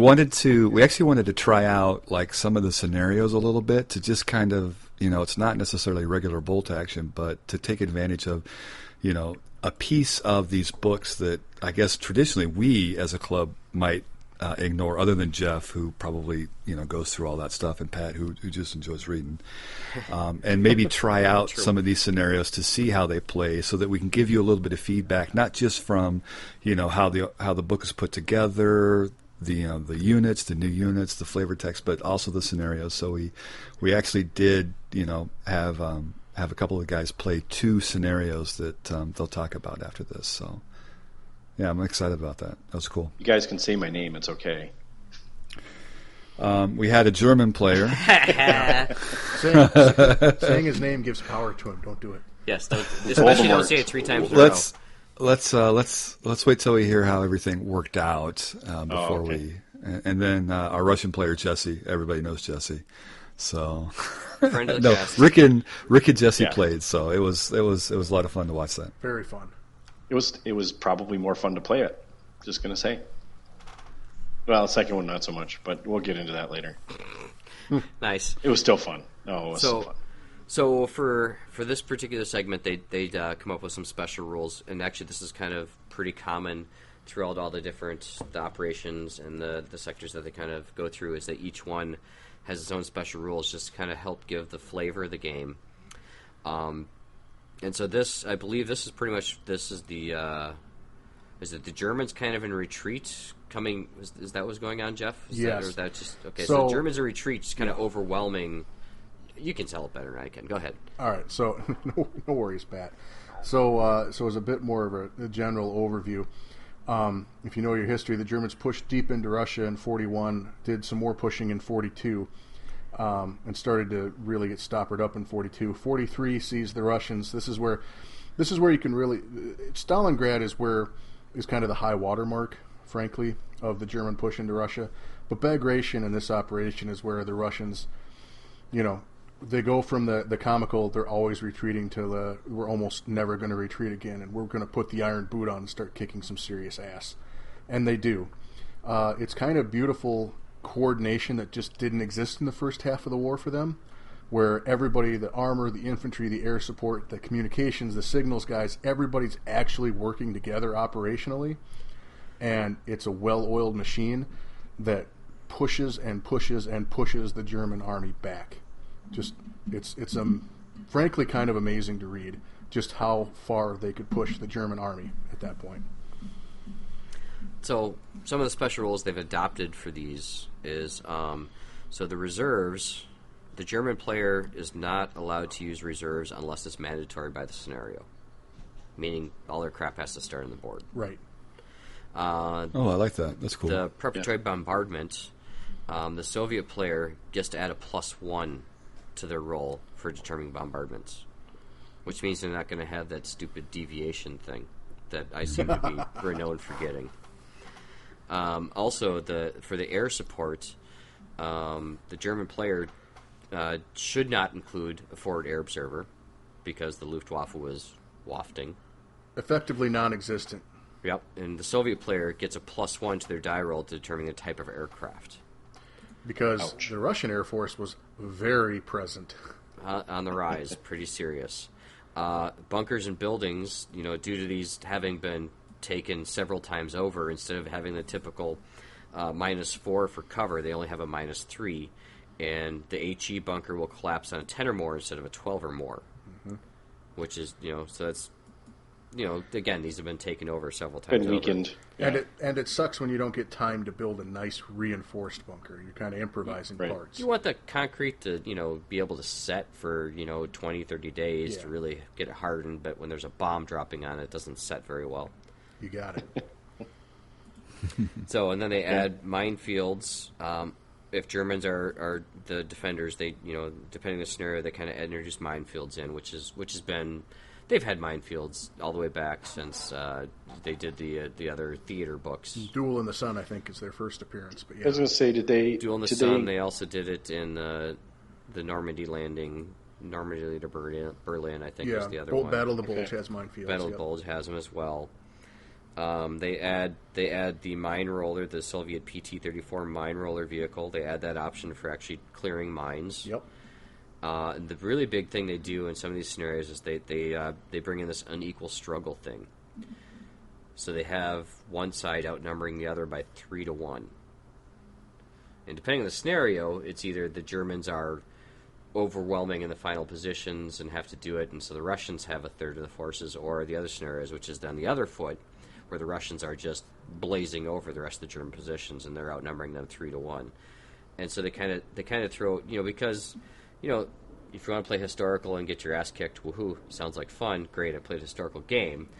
But they kind of throw some other things in there to kind of even those out for being such unequal points. They give you increased victory points if you're on the disadvantaged side of it. They throw in reduced visibility. The fun one I saw that they throw in supply issues. So every time a side fires or moves a vehicle, they have to roll a dice, and it could run out of ammo, it could run out of fuel, and it has to, receive a down order in order to resupply itself to act normally in it. So they kind of give a little offsetting game mechanic in it, just to, not just to be historically rolled, which I think that's kind of cool. It gives it a little more flavor than it would otherwise be. Yeah. So that's kind of the special rules they go over. I thought this was really fun. They introduced a special Soviet sniper, Chica. Rosa Shanina? She's famous. That's pretty bad. Shanina. We'll go with Rosa Shanina. So she's a 75-point veteran. She's a sniper, so she takes your sniper slot. I love this rule. Yes. So 75 points, veteran, obviously a two-man squad with a team weapon, sniper, but she's got the special rule of score a doublet. So this ability to take multiple rapid shots allow her to fire 2 shots at the same unit using the sniper rule when given a fire order, including from ambush. She's also stubborn. That's pretty slick. Pretty awesome. Pretty awesome. Slick. And, I kind of looked around and I'm like, okay, so what are the rules for including special characters in bolt action? And I couldn't find any. She just takes your sniper slot, and so veteran sniper is what, 65 points? Does that sound about right? Yeah. Generally, the rule on it has always been the old Warhammer rule, where you're supposed to talk to your opponent about it. Right. Oh, so get approval. They're not like part of a reinforced platoon selector. I think, is it scenario specific or theater specific? Theater specific usually. I haven't seen a theater that says include these special characters for anything. And that, they've also had special characters in Battle of Bulge, too. Yep. And I didn't see theater selectors in there either, because I kind of wanted to research this a little bit. Even Kelly's Heroes and the Oddballs and stuff like that, who have a whole litany of special rules, but don't say what theater select you can play them in. So it's got to be kind of a, to coin the phrase, the beer and pretzels game, that you can include those. So I just came up with an idea for Snafu 2, the Electric Boogaloo. What? Oh God, he's already 13 months in the future. 13 months in the future. I like it. I say we're not going to write it down yet. Just giving ideas. You're killing me. All right. Anyway. All right. So they also introduced some new theater selectors, which in turn brings in some additional units for those theater selectors, which they use throughout the book. They got theater selectors for both the German and the Russians in this particular segment. And just because we like additional units, and now mind you, nowhere are any of these added to reinforced platoons. So they're really kind of just capsulated in this campaign book. Sure. Now, there are tournaments that allow theater selectors, in which case this would be an available theater selector. If you're playing the full theater selector, I would think that would be true. Yep. But I think there's been a couple. I know Battle of Bulge, when they talked about one of the particular glider units in the U.S. Army, the Pathfinders, specifically stated this is added to the reinforced platoon list. Sure. And yeah. that's really the only example I can think of off the top of my head. Yeah. I feel like that. Yeah. There's no. I would agree that there's very little that would say that these are getting added to a reinforced platoon, unless Warlord decided to say that for some reason. I think a lot of these units only work in these theaters. In the campaign, which is, as you and Jesse had found out, kind of playing these flavorful things is kind of cool and kind of fun. And it works. Yeah. I feel like some of these could have been taken advantage of in a more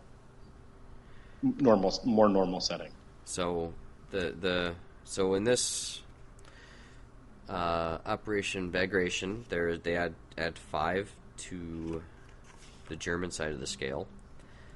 God help me with my pronunciation on these, but the Schwiegerungs, they're basically the security battalions, the people who handle prisoner of wars. So that sounds nothing like what I would thought they were. Really? Go ahead, give it a shot. Hold on, I'm pulling it up. Very exciting.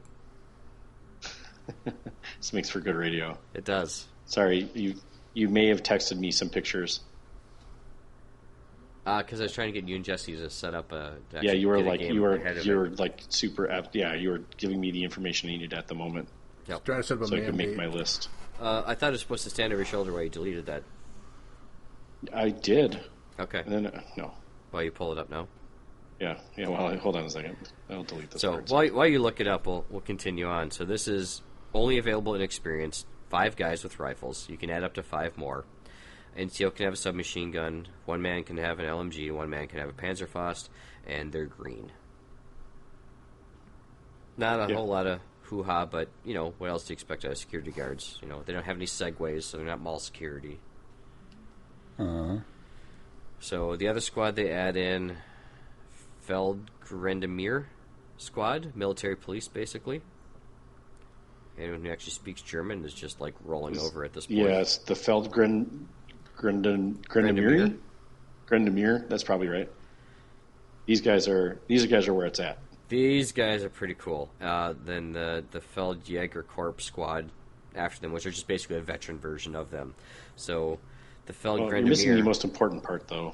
Are regular. Important. Well, you'll get there first. All right. Yeah. Patience. So 50 points regular, 5 men with an NCO, pretty standard rifles. You can add up to 5 more. NCO informed, so up to half the squad can get SMGs. 2 can have Panzerfaust, kind of cool. The entire squad can be mounted on motorcycles for 5 points each. But what Rick was kind of alluding to... Yeah, leave their special rule off, and we'll go to the other one and come back to it. Because I think the other part of the unit is... Okay, the penal squad? Yeah, the penal squad, yeah. The penal? I totally just... Strafbattalion. Straff Battalion? Straff Battalion, that's good enough. Straff Battalion penal squad, so these are like... Straff. So these are like the prisoners. They're not like, they are the prisoners. Are. They're very much like. Yeah. So much so that they are. So 20 points, you can get experience. Or 35, they can be regular. Very exciting. Yeah.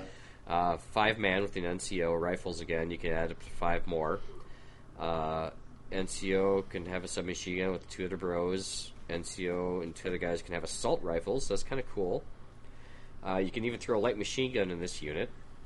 You can throw. And we're still talking about the penal squad, right? We're still talking about the penal squad. Yes, just the tip. Anti-tank grenades and they're shirkers. So that's the shitty part. So that's why they're so cheap. Yeah, you can add 5 additional inexperienced guys for 4 points each. They're dirt ass cheap for a 10-man squad with a bunch of kit. But they're shirkers. You can kit out really, really a lot significantly. Right. So, but they're shirkers, which is the crappy part. Well, right? and you can mix and match your submachine guns and assault rifles and get an LMG in there. Not too bad of a squad, but they're shirkers. So the other 2 aforementioned squads, the military police, have a special role called chain dogs.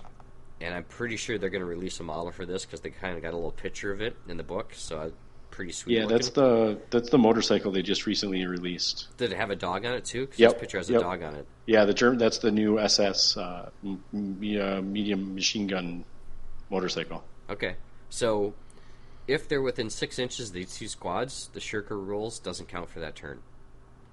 Yeah, and it's the Strafe Battalion Penal Squad, or later in the book they have the Replacement Army Squads, which also I believe are shirkers. That's have the same effect with these guys. Yeah, which is what makes them really cool is it's that the you can comboing. Yeah, it's the first real synergy I've seen between units. Yeah, you put 2 or 3 of these the Strafe Battalion Penal Squads up in front, and got a couple of these dog units, 1 or 2 of these dog units hanging behind those guys, keeping them in check, and you get that price discount without the shirker. That's a fantastic screen. It's really awesome. Like a Nobler screen, right, Dale? Yeah. Yeah, I mean, I really enjoy these kinds of combo-y kind of, units to support other units and require Some would say positional play. Thrived on it. So it offers a new or unique, different play style for people who are interested in it. And that's all part of advancing or moving the game forward for the people who are already invested in playing it. So I love it. So, and the one other squad that's thrown in here is basically just a regular infantry squad, but they give them assault gun riders, so they can sit up on tanks and assault guns and stuff like that. The Stug Assault Squad. Yep. I think they've had those in a previous book before. Wouldn't surprise me. I know the Russians certainly have. Yeah, I know I've seen this somewhere before, but I can't remember which book it's in. But they're the Beglit Stug Escort. Yep. So historically, they were never on the tanks anywhere near battle. Their doctrine said don't do that. Well, yeah, and the rules, the rules are pretty simple. Somebody shoots at them, and the fire is determined to be within range. These guys automatically jump off. Done deal. Right. They're out of there. Yep. Don't want to be anywhere near the tank when that shit starts going down. Nope. Well, because it doesn't really offer any means of protection because you're sitting on the outside of the armor. It's actually you worse become because additional armor. It's worse because things that hit the tank will ricochet towards you. Right. Yeah, see, there you go. Yeah. Yeah.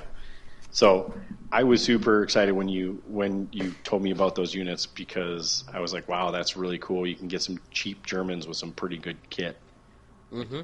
70 point regular unit, and you're like, dang. And a way to keep them in the fight. And a way to keep them from being, you're paying a penalty for shirker, or you're taking that, you're getting a discount because they're shirker, but you have a unit that's there, an additional unit that's trying to keep them in line, which is really nice. So, I don't know. I was excited about that. So now I don't think we want to go through the entire book, but there's definitely just a couple more that I really want to kind of touch on. And the next one, if anyone can try and pronounce that for me, that'd be fantastic. Yeah, I give up before I even started. Lvov Sandomierz? Sounds great. Sandomierz? Sandomierz? Isn't that like the Smiths downtown, the Sandomierz? Sure.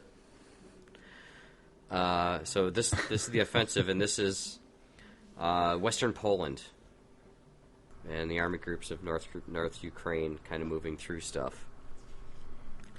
And I think what's kind of fun is they got more special rules in here too. They actually talk about different types of terrain that you can kind of have just to kind of customize what was going on with the war at the time. In all of these, they do actually give general scenarios that you can play from the rule book itself, so you don't have to play the scenarios that they have in this. So if you just have a buddy who has the book and is like, hey, we're going to play scenario 12 out of the rule book, and we're going to do this campaign thing, you'll be fine. So all of them kind of do that, which is kind of cool. They kind of list what's going on with it. This is another one where the German player doesn't get reserve forces except when it's absolutely required. Again, the air support for the Red Army, minefields, the bombardment has got the same rule to it, and another unequal struggle. What's really cool that I like the most about this one is they got this scenario in here, and I know we want to talk about these later, but this one is so cool. I was so upset we couldn't play it because we don't have enough Tiger 2s in our group, which I hope will change later. So it's got the scenario called Big Game Hunter, and basically this was, I think the background behind this was there was, T-34-85 group commander kind of going through this area and kind of sitting there in this dusk fog, sort of, maybe it was early morning fog or whatever, and sees these what he thinks are just, must be a couple of Panzer IVs rolling out, and wanted to kind of ambush them. And it turns out it was like the first Tiger 2s that were rolling out. So they played a 3-to-1 advantage point-wise. So you're looking at, even if you're playing 3 Tiger 2s, you're talking 1,500 points on the Germans, and you got to have 4,500 points on the Russian side. Oh, man. That's but madness. And the Russian side is supposed to be all T-34-85s. It's supposed to be like an armored platoon of them. And they actually go through in this scenario, and they said for the German army, the only tank choice allowed is the Tiger 2. Do we have any Tiger? I have a Tiger 1. Right? I got a Tiger 1. Yeah. Everyone's got a Tiger 1. I have 4 Tiger 1s now. I think only Kevin has a Tiger 2. He has one Tiger 2. He has one Tiger 2. I may or may not have a Tiger 2 Zug Jesse's on the way. probably got 15 T-34-85s, but... I've got a bunch of those, too, now. Right. Well, actually, I think he only has 2. But... Yeah. Nobody heard what I said. Oh, I heard sorry. You got Tiger 2 on the way? Zug on the way. No. A Zug. A Tiger 2 Zug on the way. Oh, that's 3. That's 3. Yeah, Zug. Zug. What Sorry. about King Tiger? They're the same thing. I know. Yep. I just want to throw it out there. I got confused at first, but I'm like, no, those are the same thing. I have the Tiger Zug, but it's not Tiger 2 Zug. Tiger as Tiger well. Zwei. But I would so love to play this scenario because, they do have quite a few armored platoon scenarios in this book. And, just reading to like the first 4 or 5 scenarios, I'm like, oh my god, they're going to be over half armored platoon. Well, that changed pretty quickly. Yeah, and also, spoiler alert, there's an ass-load of tanks on the Eastern Front. What? Yep. Further spoiler alert, I think there might be a new version of Tank Wars on its way, too. What? No way. Shenanigans. They only made that book I think we should tell 4 gamers that thing, actually. Yeah. But that's me. They should what? We should tell 4 gamers that. Oh, sure. I mean, you've got all your tanks already painted. Well, no, you gotta. It's got to be pure Tale of 4 Gamers, where you pick a faction that you don't already have right own now a bunch and of you go stuff. something else. That makes it no fun. What? You're going to make me buy models? Are you kidding me? I hate doing that. Fine, if I Well, have no, we to. start slowly, and you just kind of paint it and build it, and we try it out as we go along. I'm Nice pretty and sure I'm small about and- 2 weeks away from Warlord sending me another 15% off because I haven't bought anything in the last Anyways, 3 just weeks. Just putting it out there. I'm pretty sure you and Jesse are both going to get stock options from them. I think you might already. Hell, if I could, I would. I think they're a privately held company. Yeah, I don't think they're unfortunately. publicly traded. I think the people that may have been involved in another publicly traded company may have learned their lesson. You'd hope so. Sorry. Yeah, spoiler. stockholders can suck. Can? Or do, I should say. Yes, that's more likely true. So one other thing I want to throw out here is, again, talking about this scenario. Yeah, I went back. So they've got one of the commanders, T-34-85s, and they kind of list his stats in here. And he's got a special rule that lists I for terrain. And I've been going nuts in this book trying to find where the hell this rule is. And I'm thinking, was that part of something we covered in one of the other books? I'm pretty sure Does it's in anyone Tank remember War. that special rule at all? Pretty sure Is it's it in in the Tank Tank Wars? War book. Okay. Like 80% sure it's in Tank War. Okay. A book we should all have because it was offered for free I here have it, recently so. by Warlord. I have it, but it'll take me a minute. I couldn't to get look the tanks I wanted in one of those sets, otherwise I would have had it. What's wrong with There's a digital download for yeah, free. What's wrong So with Panthers, man? I have one. I didn't want another 3 of them. Panthers or Panzers? Because they make a lot of them. No. See, if you order the Tank Force starter box, you would have gotten 2 Panthers, and someone named Jeff would have bought 3 Shermans off you. Oh,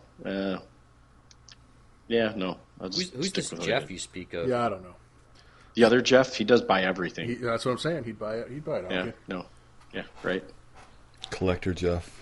Jeff. You gotta like that guy. We show him he shows up every once in a while and he's like, hey, look at all the toys I bought. And then disappears again to go. And then he sees all the new toys everybody else has, and then like, I don't have those. I'll be right back. Yeah. Hey, look, I got them all. Oh, you guys changed games again? Okay, thanks. I needed a reason to buy more models. Right. That's usually his MO. But anyway, digressing. So which one were we on? Were we on the Sando Marez? I'm saying it like it's Spanish. Pat was talking about the eye for terrain. Right? Oh yeah, all right. Yeah, I'm searching the Tank Wars. Kindle so he's right reading now. Okay, gotcha. So, sorry. So I'll cover the next one because I'm not getting any results. So it's got to be somewhere else. I'm not sure where it is. We'll get back to you. Go ahead. Yeah, we'll find it. I'm sure it's somewhere. I don't know where it is either. But I was going to say one of the things I liked about this book versus I kind of just skipped the New Guinea book, but the Sea Lion books is very fictional. But this one is very much based in history, outside of one little component, which was the Warsaw Uprising. I'm noticing it's just basically saying like this is the only what if scenario I saw in there, right? Yes, that is correct. So they introduced the Armana Krajowa. W's or V's in Polish. Oh, really? Yeah. So still can't pronounce Krajowa. that. Yeah, that's much closer. Okay. So they're not people who steal R2 units, is what you're telling me? They're not Jawas, no. Jesus. Okay. I thought it was Krakatoa when I saw it. Oh, my God. That's not anywhere near it either. Yeah, no. Okay. Yeah, for Dale, starts that's and pretty ends close, the same. though. Basically, right. Let's just go with the Polish resistance. There we go. Polish partisans. No, not the Polish partisans, not the Polish army. No. They're the Polish resistance, and they kind of introduced that they actually have a whole army list for them. But like Rick said and alluded to, they kind of give them a what if scenario to it, basically meaning what if the Russians had come to help kick the Germans out, is kind of how this whole theater kind of plays through. And Jeff, is there some history behind that you might know about? There's a ton of history. I could. How many hours you got? I could love to talk about the Warsaw Uprising. I've got 4 minutes. Go ahead. Here's a crib note version of it. So after Poland fell, there's an underground movement there with all the people in Poland who are kind of pissed that there isn't really a Poland anymore, and they form the Armia Krajowa. That's also wrong. I'm sorry, Poland, but that's as close as I can get. So it's an actual army. We still love you, man. Clandestine army. I mean, they have ranks. They have a command structure. They have underground factories making guns for them. So these guys are... So this is different from the partisans because they're actually organized. Yes, this is the most well-organized resistance movement of the war. Sorry, Maki, but that's true. These guys were really, really raring and ready to go. And so they've got all these guys in Warsaw, and they're just waiting for the signal, right? They're waiting for the Russians to get close enough. And the idea is that... side note, there's a lot of politics involved in this too. The original Polish government is in England at this point. The Russians have created their own Polish government out of Polish communists. And so the resistance army in Warsaw does not want to be communist. They don't want to be Russian puppets.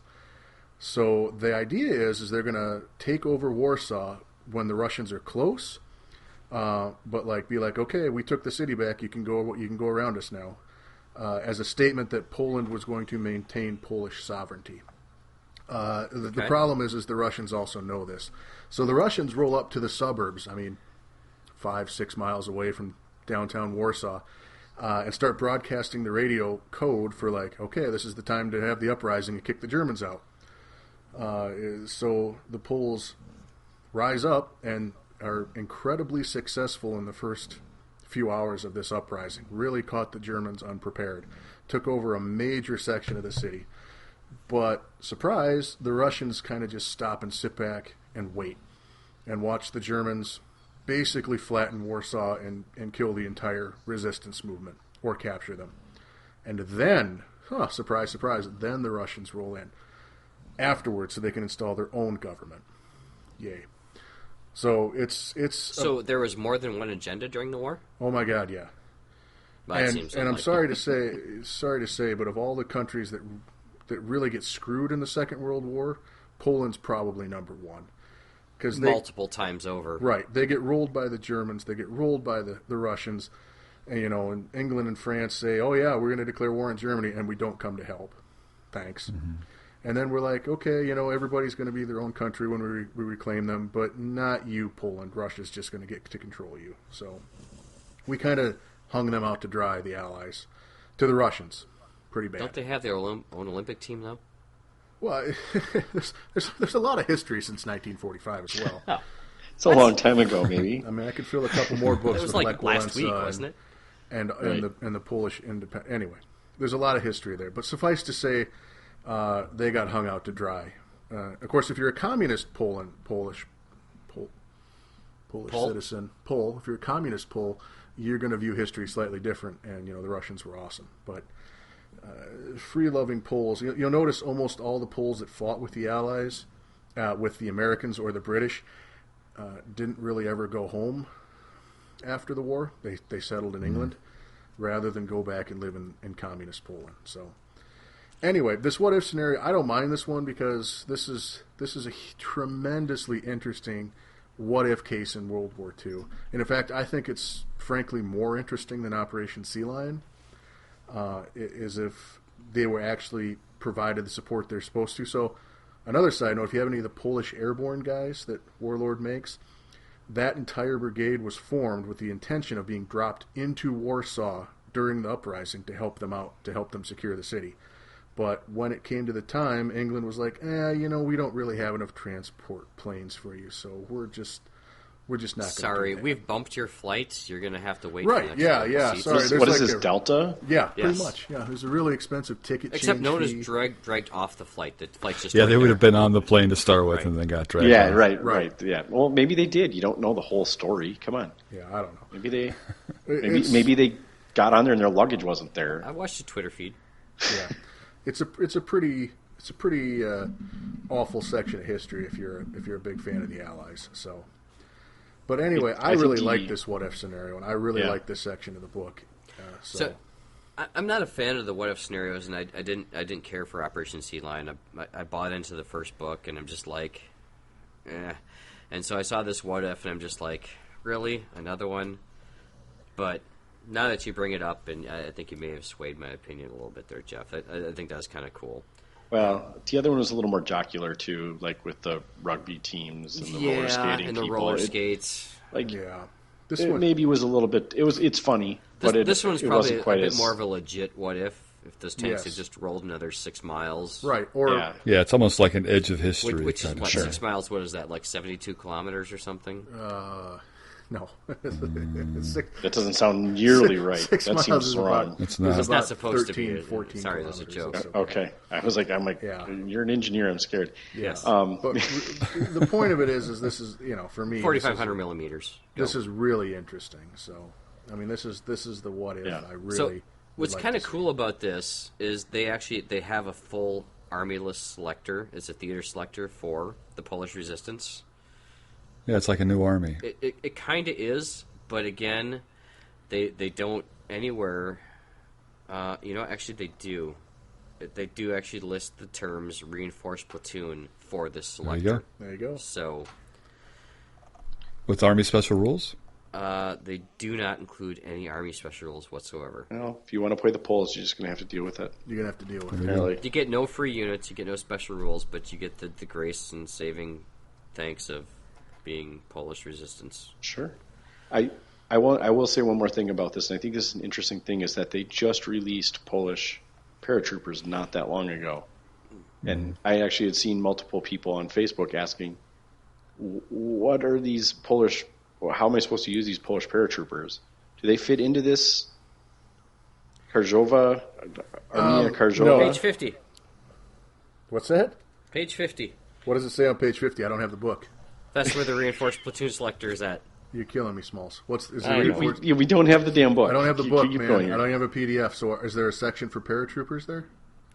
There are. Let's see. So they got infantry squads, and they've got some other special troops listed in here, but none of them are paratroopers. Okay. So historical that's note: the reason the unfortunate. paratroopers aren't listed, obviously, is because They never went. They were not dropped for the Warsaw Uprising. But spoiler alert: if they're not included in the Operation Market Garden theoretical book that maybe or may not be coming out, then I will be disappointed because that's where they were actually used. Yeah, fair. So, I would place bets that they'll be in that book. well, if they're releasing models for me, sure as hell hope so. But Well, as of now, coming out in March.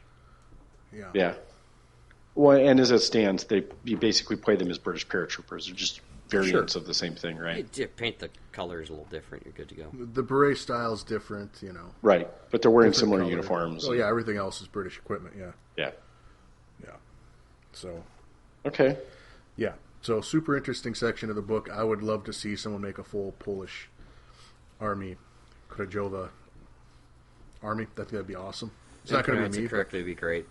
Yeah, someone could text us how to pronounce that, so I don't keep screwing it up. That'd be awesome. I could text it to you, but I don't know how I would text you. But it'll be just like what you said. Right.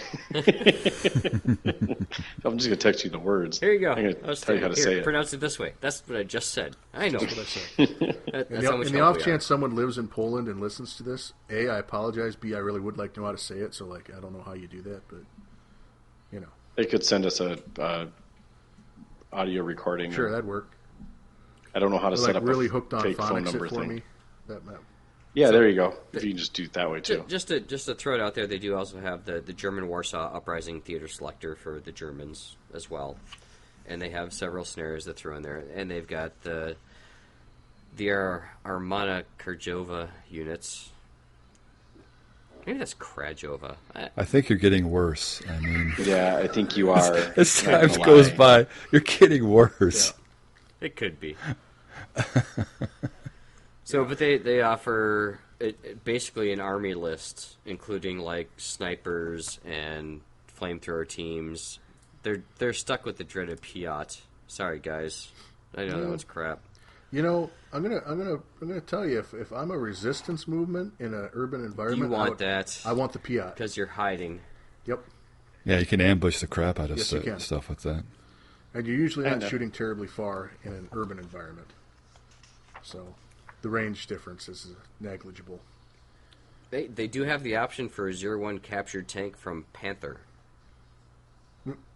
Just a Panther? The Hetzer. Oh, dude, they have a Hetzer they can capture? Yep. 0-1 captured Panther or Hetzer. I do have a Hetzer. That's I kind of haven't fun. painted yet. There you go. That would be kind of fun. Hetzer's got a Hetz, baby. And they've got the Pac 36 45, though from the 45 millimeters from 1937. Yeah. Got to remember, it's stuff they could steal and hide in a building or a warehouse or a tool shed. I think we covered that in partisan. Maybe not so have you to get a move little too far. suspicious about moving a tank out with like two donkeys and stuff like that. So. Right. You got a real interesting flower planter there. Oh wait, it's a Here, it's a 45 millimeter tank. Why don't you go ahead and smell that? That'll be great for you. Yeah. Yeah.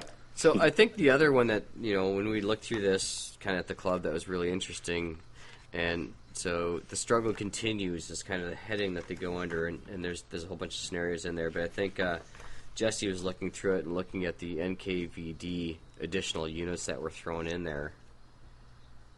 Yeah, I think we should cover those with Jesse because He was excited. he was excited. We'll tease He that probably again. remembers those, actually. He might have actually burned them into his retina. Yeah, I would imagine he might have. Yeah, no spy cam necessary. He just burned those straight to his brain. Right. Yeah, They're done. he was pretty excited. So we're going to just tease that, and we'll come back after the next break, and we'll have Jesse on to talk about the NKVD units that are there. So the other really big one I want to go through is kind of like the Operation Berlin, Sure. because they kind of got a lot of the little side stuff, which doesn't introduce a lot of history, which I'm sure Jeff finds really interesting, and other players certainly do too. but doesn't really add a whole lot of special rules that we haven't learned about. Doesn't add a whole lot of special, more additional units that we've learned about. So the Operation Berlin is the actual, what it sounds like, is actually rolling into Berlin. Ruh-roh. Yeah, they did that, right? It's bad for the Germans. Well, I think it was kind of the end war game for that. Right? Yeah. Kind of. Kind of like you're no more quarters to be put in, you're done playing, sort of thing. Yeah, kind of game over. Yeah. Well, it's timely with the box set that Warlord has just announced. Yeah, thanks, Steph, for bringing that up. Do you know more about that than us? Go ahead. Well, no, I happened to see the picture of it come across. I think it was the Facebook Bolt Action group where they do the split of the German and the Russian forces. But the terrain in there is what's really interesting to me. It looks amazing. So. Some of that stuff looks really nice. It's a good set. Like, can't remember what it retails for. I don't know if you guys haven't seen it. Go find it online. $235. $235. It's quite a bit of stuff for $235. I feel like you're getting a fairly good bang for your buck out of that one. Absolutely. Yeah, a couple tanks on each side. They even have like a ruined tank terrain piece. They've got the iconic Russian red flag, you know, on like kind a of pedestal. Was it like a guy like clambering up on a pedestal to put it there? Yep. Yeah. The guys lifting it over the Reichstag. Yep. So that's pretty awesome. I think I saw some. Was there some Jungen troops too, which I don't know have been released previously or not? But the youth. Yeah. They have released a whole set of those. Oh, okay. I don't know if they're the same ones. I didn't get a close enough look. It was a fairly blurry picture. Yeah, I was kind of, not that I'm like real sad that they only gave you 5 of the youth, Hitler Youth in there, but the original box set, the Defender of what is it? The Last Defenders, is that what it's called? Last Levy. The Last Levy. There we go. Is got a bunch of Hitler Youth in it. Right. And I feel like 5 guys isn't not nearly as cool as the 20 or 30 that came in that box. But oh well, it still looks like a pretty damn good value. Yeah, great springboard for people who are two people who might be looking to get started. So yeah, or one guy who just likes to collect the crap out of stuff. Yeah, and so they had a couple of plastic buildings and stuff too. So. But yeah, I'll probably get that one. Yeah, I'm in between on it. It looks like a pretty good deal, but I really like the terrain they have in there, and yeah, I've kind of really always kind of want to put together an Axis force because I have, well, at this point, almost all of the British. So it'd be nice to have something else. Yeah, you get sick of the same thing over and over again. It's kind of the primary reason why I don't know that I'll get it is just because I already have Germans. I have quite a few of them. Right. And I don't. You don't want I can't Russians? remember what else. Yeah. I think I think Jesse has all of the Russians the same as I have all the British. Right. So I don't know if there are any need Russians more left of for me. those. There may not be more Russians left for him, but we'll talk to him after the next break. If I do more Russian, or if I do more Germans, they're going to be far more like. You'll be getting closer focused. to the 1-to-1 ratio than what you're at right now. No, I'll be a much more focused. Like, I'm going to do a Waffen SS army. And Frank and Louis. No, yeah, no, it's Hans and Franz and Fritz and yeah. Gunter. Dirk and Gunter and.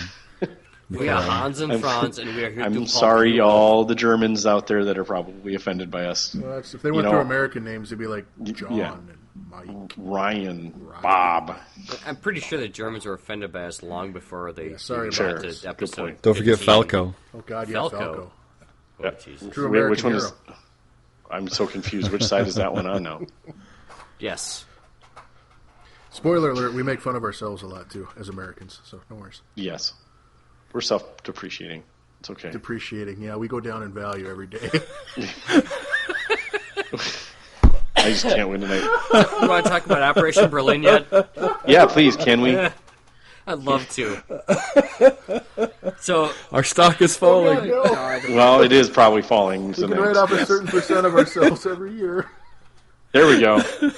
well, how much? do that anyway. How much can we have for a tax write-off? So let's go with that. Oh my goodness. Anyway, the last thing we're going to touch on is not the last thing in the book. I mean, we'll maybe touch on well, actually, part of this will go through the special rules. We're going to touch it some more. Don't worry. We'll touch it plenty until it's done. Sure. Jeff will let us know when he's finally finished. We've glossed over it, but there's additional German units scattered throughout as well. I haven't really talked too much about that. Yeah, so. I think when we come back with Jesse, we'll talk about the other special Russian units that are introduced as well, the additional Russian units. Yeah, there's some pretty None cool of which units. were added to the reinforced platoons, but for this campaign. So they got some special rules for Operation Berlin, which is kind of cool. Again, they do the same thing where, hey, you have the main rule book. You can play scenarios 7, 9, 10, 11 out of it, and those kind of fit in the same theme of what we're doing here. Don't remember what those are off the top of my head, but they kind of list those. Again, they got the preparatory bombardment for the Russians. They get to add additional +1 to their die roll. However, this time, they have to roll for their own units as well. And on a 6, they have to re-roll as though that unit has been hit by the bombardment as well. Just because they're all in the city environment and the lines are blurred and stuff like that, which, that's kind of cool, actually. Danger close. Yep. Speaking from somebody who's been hit by my own bombardments before, I think that's kind of nice that you share the love a little bit. So, again, also with the air support, the Germans still don't get the Luftwaffe because, well, they're not there. The Russians, however, now because they're in this close environment, have to have a -1 result.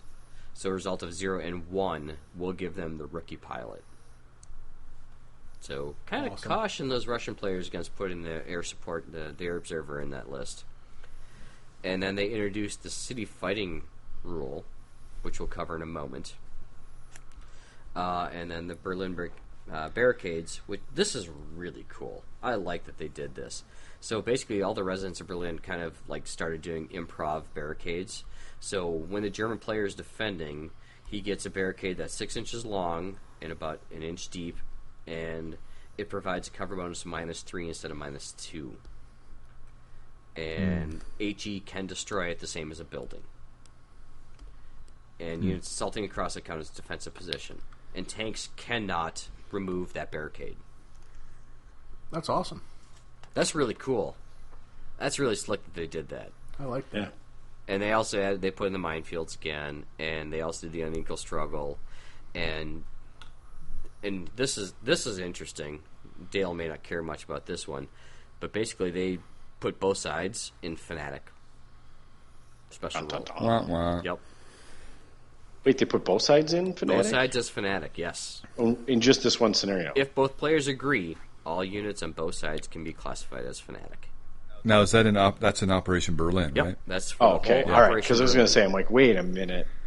Yeah, that's the end. The Germans aren't going anywhere because they have no, nowhere They to have go. nowhere to go, and the Russians aren't going anywhere because they are just sick of it and want They it can to be see the done. finish line, Yeah, well, and they're trying they're to. super They're pissed. trying to beat the Western Allies. They're trying Sure. to beat the Western Allies to claim the city. Right, So fair. No, I was just thinking of the playthroughs that we did, and I maybe should have read closer to make sure I didn't get Fnatic. So, I was out last week and couldn't fully brief you guys. No, I think it was the first week anyway, but it didn't. As it was still fun. This one, Operation Berlin, would have been. I think you guys were in scenario 12, which was in there. I think so. In the second one, the second scenario you gave us was okay. Operation 12, the tank hunting that you guys did that we'll talk Yep. about after the break, was Operation Berlin, and I should have given the rest of that, but We had the book in front of us. We could have read it. well, then you you got no both just- excuses. That's not my fault anymore. Right. No, we just wanted to blow shit up. We both were like, we got tanks, let's blow shit up, and then we blew shit up. yeah, that was our first one of us tank more war than the other. at the club, That's wasn't pretty it? awesome, though. I like that attitude. Yes. Yeah. I don't know anyone else that's done armored platoon. Did we do that the first one too, or no? Just the second one was. The first one was a normal scenario. Yeah, first one was a normal selection. Yeah. Okay. Well, we're blowing Jesse's cover here, so we'll talk about that after the break. But All right. is there? Yes, you've mentioned minefields quite a bit. I don't remember a lot about the minefields, but I thought the minefield rules were in here were very unique. For some people that may not have all the other books, I think is worth talking about again. In a lot of these scenarios, they designate how many minefields you get. Oh, you kill me, Smalls. What do you mean? Because I'm skipping around for once? Because No, it's my turn too. Nope, that's fine. That's fine. Just I hadn't turned that page of Minefield rules yet. Oh, all right. Because I knew for sure. So a lot of these rules that they have reprinted in previous versions, and Rick alluded to that he hasn't really dealt with those minefields before, and actually in this one, let's see, I think they're very similar, and I think there's a couple subtlety differences that they have Battle the Bulge, but I don't have them side by side to compare them. Sure. I was going to say, I felt like they were a little different. I thought that there was some clever bits in there that I was appreciating when I was playing it, and when I got to place the minefields, it was super fun. Or did you play them wrong? No, we played them right. I'm just giving you shit, dude. Yeah. No, I picked and wrote down. My biggest beef is that I didn't have 3 of them, because I would have picked the crossroads. You had 3 crossroads. I had 3 crossroads. Well, so one of the rules that you can take with the minefields is you can replace 2 of them, or you can get 2 for 1 if you take 2 fake ones, right? Yeah. So you could have 3 of them, and 2 of them are fake, and one of them is real. Which I would have been really happy about being able to do, except we just didn't have 3 of them within the club that night. So I was just like, I'll just play them normal. Sorry, I've only made 2. It's okay. It's okay. It was still fun as is. We'll talk about that more in the next one. But I also like the dug-in rules too. Oh my goodness! It was the first I'd seen of those. Those are really good. Rough. If you know about them before you actually say they're dug in. Right. Jesse will confirm that after the next break too, because he kind of had that thing blow up, and he was like, "Oh." Yeah. But all those have been covered before, and they reprint them again for you. Yep. Do you want to go through the minefield, or do you want to just cover the new one that they kind of brought up?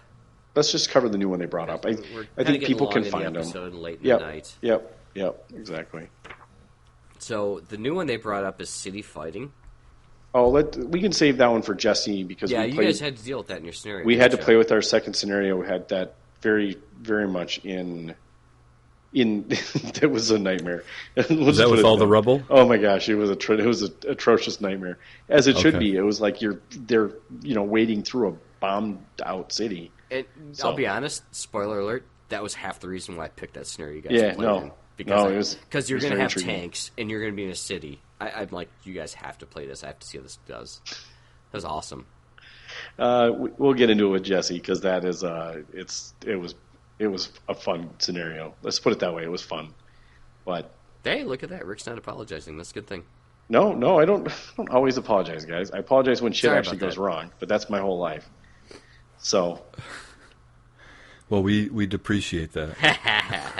See, here's the funny thing, because you guys, I'm going to do this on the air because that's what it's called. This will be why we break up the podcast. Right, because self-depreciation is a thing. It's a type of comedy. No, it's deprecating. Deprecating. Yeah, you're right. All right. Sorry about that. Can't read at 11 o'clock at night, apparently. Yeah. All right. I'll just edit that out then, since I get control of that shit right now.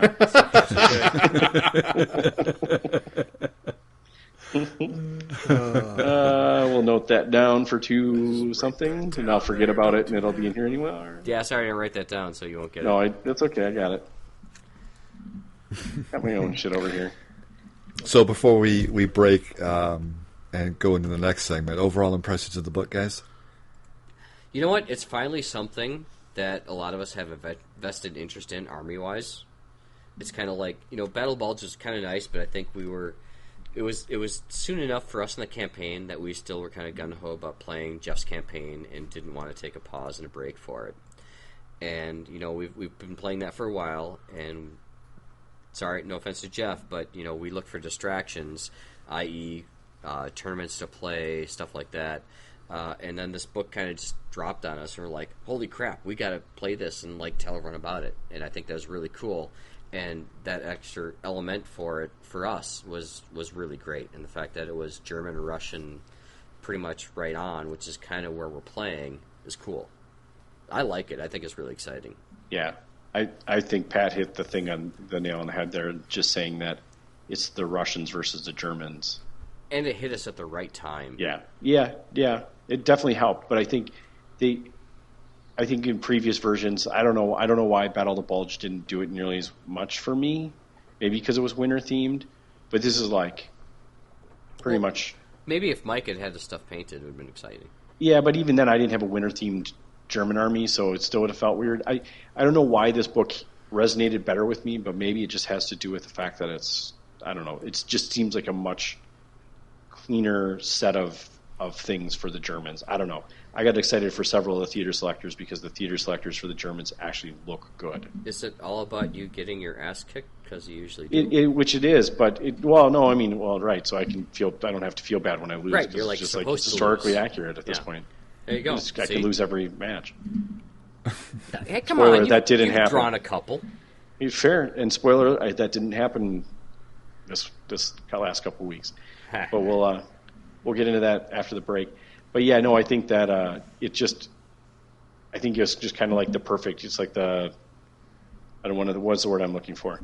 It's the Rocky and Apollo fight, except Rocky's missing a leg and an eye. But this is a really weird analogy. Yeah, sorry, I don't know. It's getting late. I don't get it.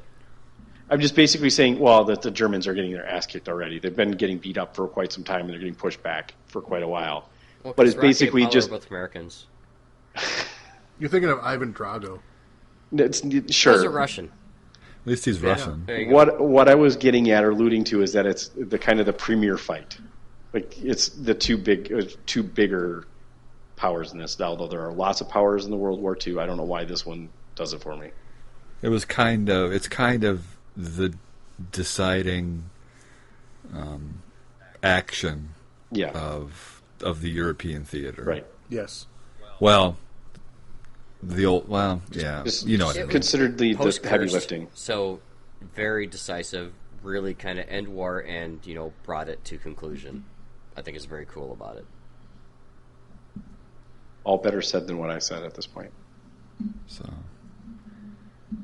yeah, it's the first one that in my short history where we've actually kind of played some of the scenarios, and so Jeff does a good job of throwing different things at us, and so it's not like we haven't seen that before, but it was interesting to see how these played out. We just haven't gotten and you caught guys will up talk to about that. current production.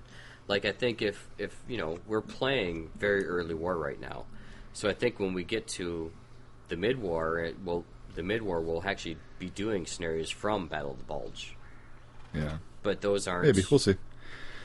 We'll at least have less grumbling from the people who think they're terrible in early war. No, not at all. I'll grumble all the way. That's fine. I like the book. It looks good. So there's some things in there that I hadn't seen before. I thought were fun and interesting, and I thought the scenarios you guys played were cool. So yeah, I was really drawn to the armor platoon selections that were in there, and really kind of making a push towards that because I've really wanted to do that for a while now. So I think that's really cool. Also, really looking forward to what we'll talk to with Jesse in the next scenario, which is that whole city fighting stuff. It's this book. Every day I've had it gets more tabs and highlights. So pretty soon it'll all be tabs and highlights, and then the spine might be pretty broken by the time you guys see it on Thursday. Oh boy, that's all I'm saying. As long as the pages aren't sticky, I'm cool.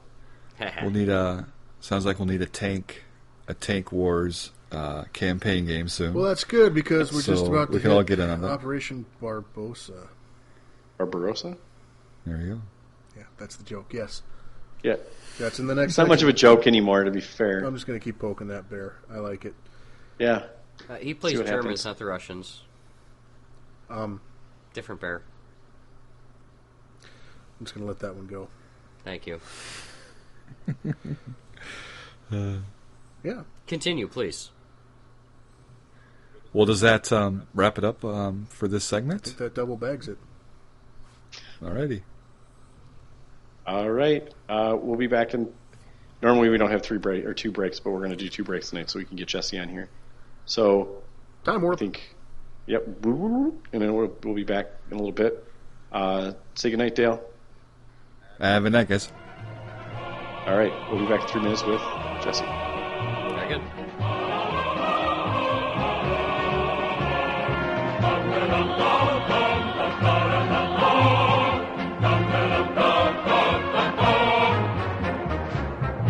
победы, как он был от нас далек, как в костре потухшем таял уголек. Были версты обгорелые в пыли, этот день мы приближали, как могли. Этот день победы порохом пропах. Это праздник с сединою на висках. Это радость со слезами на глазах. День победы, день победы, день победы.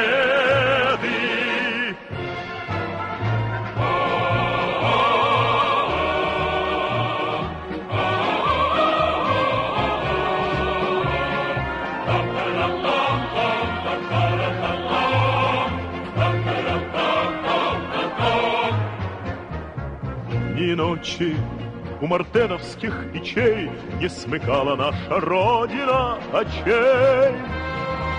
Ни ночи битву трудную вели, этот день мы приближали, как могли. Этот день победы порохом пропах. Это праздник с сединою на висках. Это радость со слезами на глазах. День победы, день победы, день победы.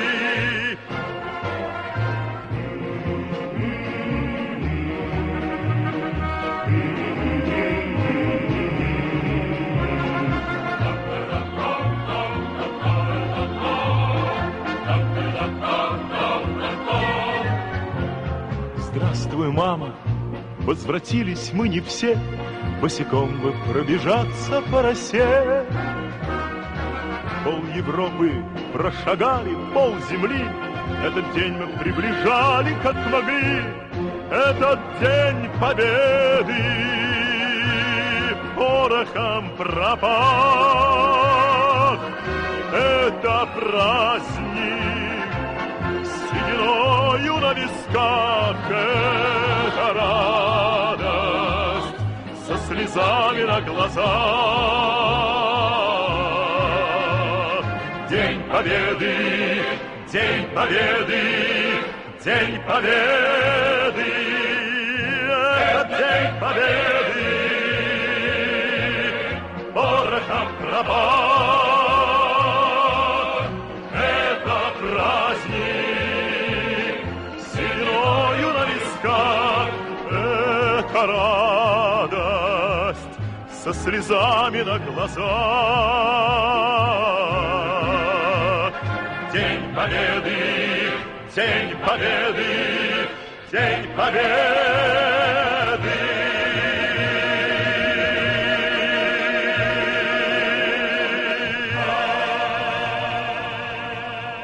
Welcome back from the short break we had, second short break we had, actually. With us, we have now a special guest. Jesse, say hello. Hello. So we're going to go through... Welcome back, Jesse. It's been a while. Thank you for having me back. Yeah. We Jesse and I got to play several of the scenarios together since we are apparently the token Soviet player and the token German player. We got to play the Soviet and German scenarios out of the Road to Berlin book. Which there are many of. There Quite a few, in fact. Actually really fun. Yeah. It's kind of interesting. I didn't even think about this, but I didn't see any... So, correct me if I'm wrong, Jeff, about history, but it was kind of like the U.S. were pushing into Berlin at the same time the Soviets were from the other side, correct? Negative. None of the Allied forces, English or Americans or Free French, ever made it to Berlin during the war. They got close. Yeah, they got within spitting distance, I guess you could say, but the Russians did all of the Berlin heavy lifting. Right. Because I remember there being scenarios or stories where they're basically like the U.S. weren't exactly sure if the Soviets were going to stop when they were done with the Germans, and if they weren't just going to keep kind of moving further west. There were rumblings about it. I mean, Churchill definitely wanted the Western Allies to grab as much territory in Europe as possible to ensure that it would be free after the war. But yeah, what was the operation that Churchill had in place in case they didn't stop at Berlin? It was kind of a goofy name. It wasn't. I think that was unthinkable, wasn't it? Yeah, that's what it was. Yeah, it was just kind of a write-up, a backup plan in case we had to start fighting the Russians right away. And then, it almost actually came out 2 years later or something like that. Yeah, there's things. Well, obviously, anyone that knows Cold War history knows things didn't sit well between the Russians and the Allies for very long. So, but I like that it was called Operation Unthinkable. Apparently, they thought of it, but it was unthinkable. Right. Well, the guy that names things was out that week. You got to get some oxymoronic names when you got some of these operations. I'm sure they were just tapped for ideas by that point. They had so many. Right. On both sides. We already did Operation Zippity Doo. We can't name it that again. But we haven't done it for a year. Yeah, exactly. Right. Well, at least they didn't call it colors like the Germans did. Yeah, well, the Germans wanted to make sure, it was really easy to understand, so anyone reading their radio traffic wouldn't get confused. Fair. Yeah. And I don't think the Americans did. They did not. Neither did the English. Fair. Thank you, England, for cracking the code. Actually, thank you. God, who started that? Poland and the Norwegians. To give full credit across the board there. It was not just a single individual. No. And it wasn't just a single country. Massive group effort. Yep. Yeah. All right. So when we got this book, I think we had we were super giddy, excited to start reading through it and look at it. And I can't remember who it was. Was it Dale? Hey, maybe we should try something a little different with this one. Was it Dale? Yeah, it was Dale that suggested we should. Yeah, play and something out of the maybe book. we should play a couple of the scenarios to give some ideas to what this book is all about. And we're kind of like, Yeah, I think we were like, oh, that sounds like a really good idea. So Jesse and I agreed to play it, and then Pat kind of went through the book and tried to select some scenarios that looked more interesting than others.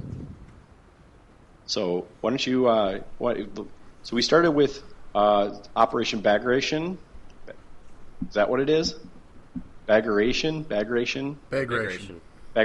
Okay. Bag of rations. Sure. And we picked the scenario in the book called the 34, right? Yes, that is correct. Scenario 3, because the first two were armored platoons, and you guys were kind of hemming and hawing at that one. We kind of had to get eased into this. Yeah.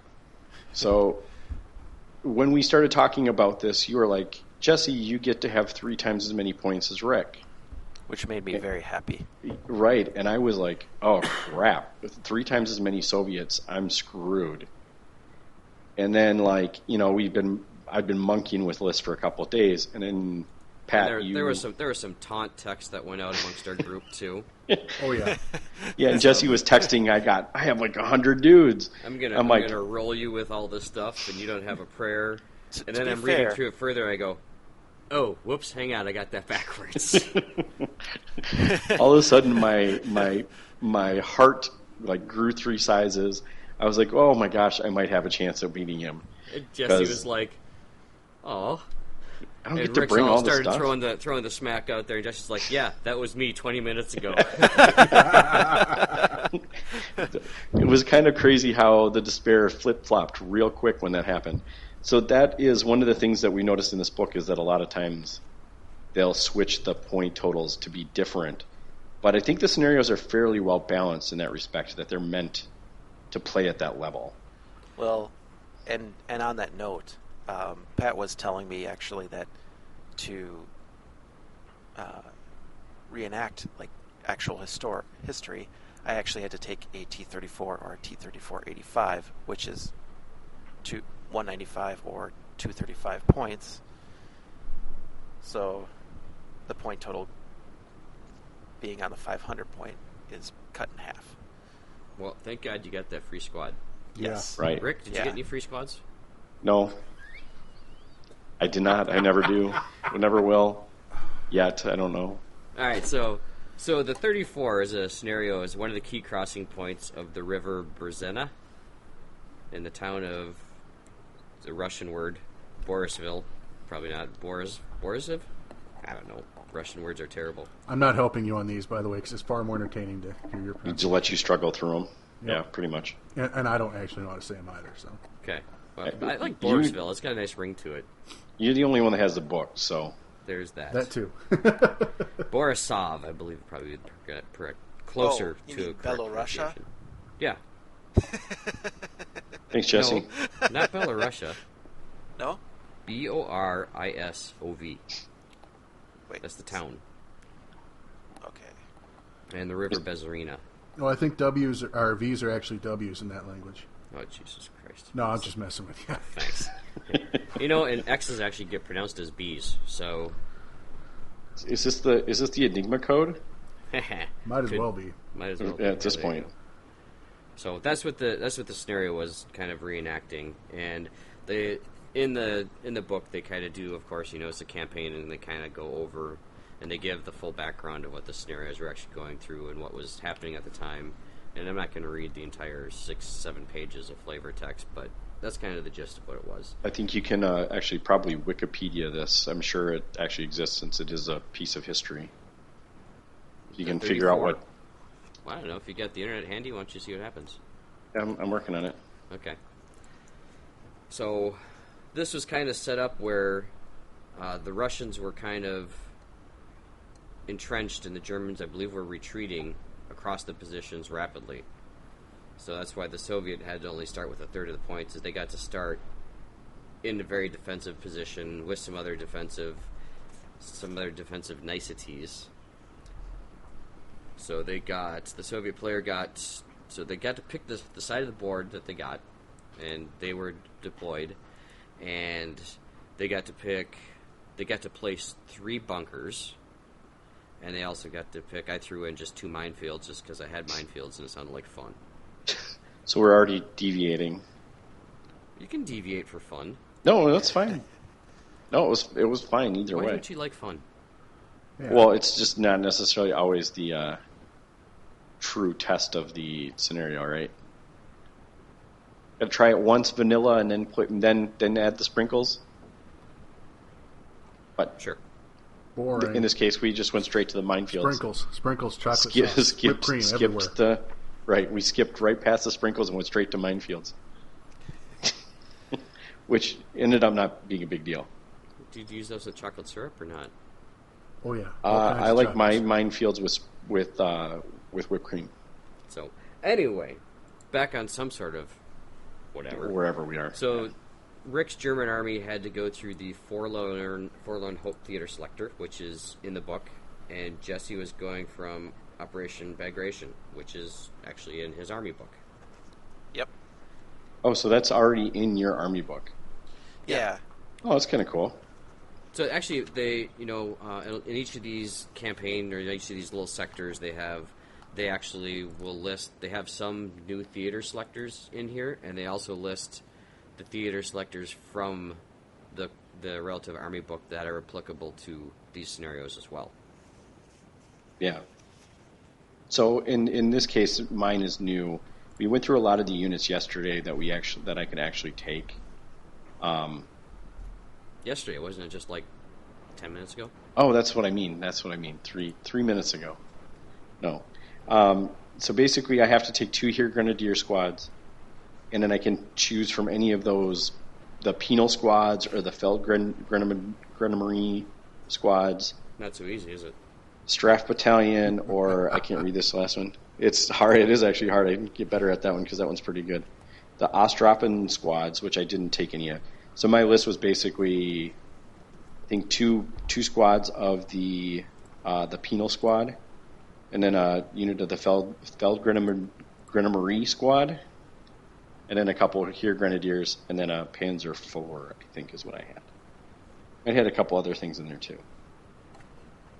If I recollect, that's pretty much everything. Oh no, I had a Puma in there too, didn't I, Jesse? Yes, you did. It's a Puma. Yeah, a Puma. It's not a Puma. It's not a Puma. It was because I was actually playing a scenario or a theater selector that it was called out as one of the choices. So I was like, heck yeah, I'm taking it. It's painted. Yep. And you had your veteran. Oh yes, I had my Your here one veteran pioneers, my one veteran unit that I got to take. I do believe that's what. Yeah, that was also part of this theater selector, is that I'm allowed to take one veteran squad, which would be the Stern one, Pioneer. right? Yep. Now, I could have one selected from a veteran grenadier squad, the Feldjäger Corps. That I butchered the shit out of that one. That's the veteran version of the cop guys, and then the Stern Pioneers. So I could get one of those. You were disallowed any veteran infantry teams. Correct. That was part of the no veterans Guns, rule. units, or transports, or tow options. Right. Yep. Nothing. I could have a veteran unit, one veteran unit. So, and Jesse, what's in your selector? It's in your book, for crying out loud. Operation Bagration. Let's see. I've got. Well, obviously, you had the T-34-85. Yep. So I could choose between the T-34-85 and the 76. I chose the bigger gun because I figured that Rick was going to bring some armor against me.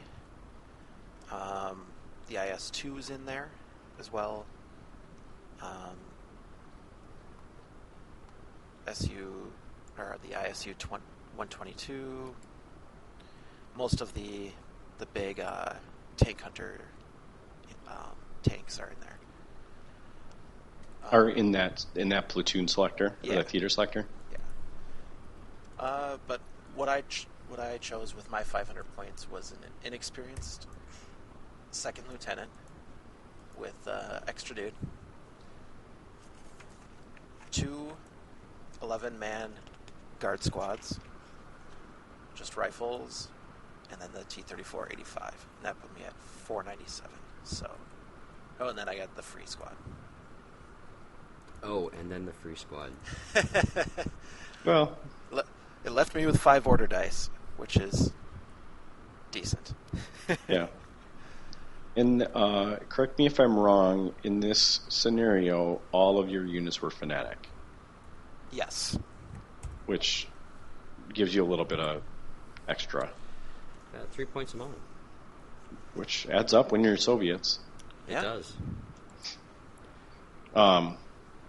So essentially, the scenario was you had 3 bunkers on the table, and my goal was to take at least 2 of them. Correct? Oh, no, there were objectives next to the bunkers. I'm sorry. Right, so there's a 6-inch road right down the middle, and so it's kind of like to represent the town stuff, and then some townish sort of scatterings. And Soviet picked his side, got to place these 3 bunkers. Now, mind you, they were the bunkers from the scenario, so they were only -3 instead of the usual -4. Just because the end of the war ruined sort of hastily erected stuff. And then he had to place 3 objectives anywhere in his table half. He wisely put him right next to his bunkers where his guys are going to be sitting. Yeah, in hindsight, I would have put my middle objective closer to my T-34, which was dug in. Or move your T-34 closer to that one. I think fully understanding the dug-in rules at the beginning of the game might have been a little more useful, too. Yeah, it would have helped. Kind of let you down on that one. I was just too excited to play. Actually, too excited to watch you guys play and just... New book, must use it. Just do stuff. Well, you're not the only one to blame. I was pretty excited, too. Yeah. I also didn't... I don't know how many times I asked Dale, who was fingering through the book in the corner, how do these night fight rules work or dawn attack fight rules work? Because I'm not familiar with these, and there's all sorts of modifiers. And then the first turn I roll up the Puma on and I try and shoot, and then he's like, oh yeah, you're way too far away. I'm like...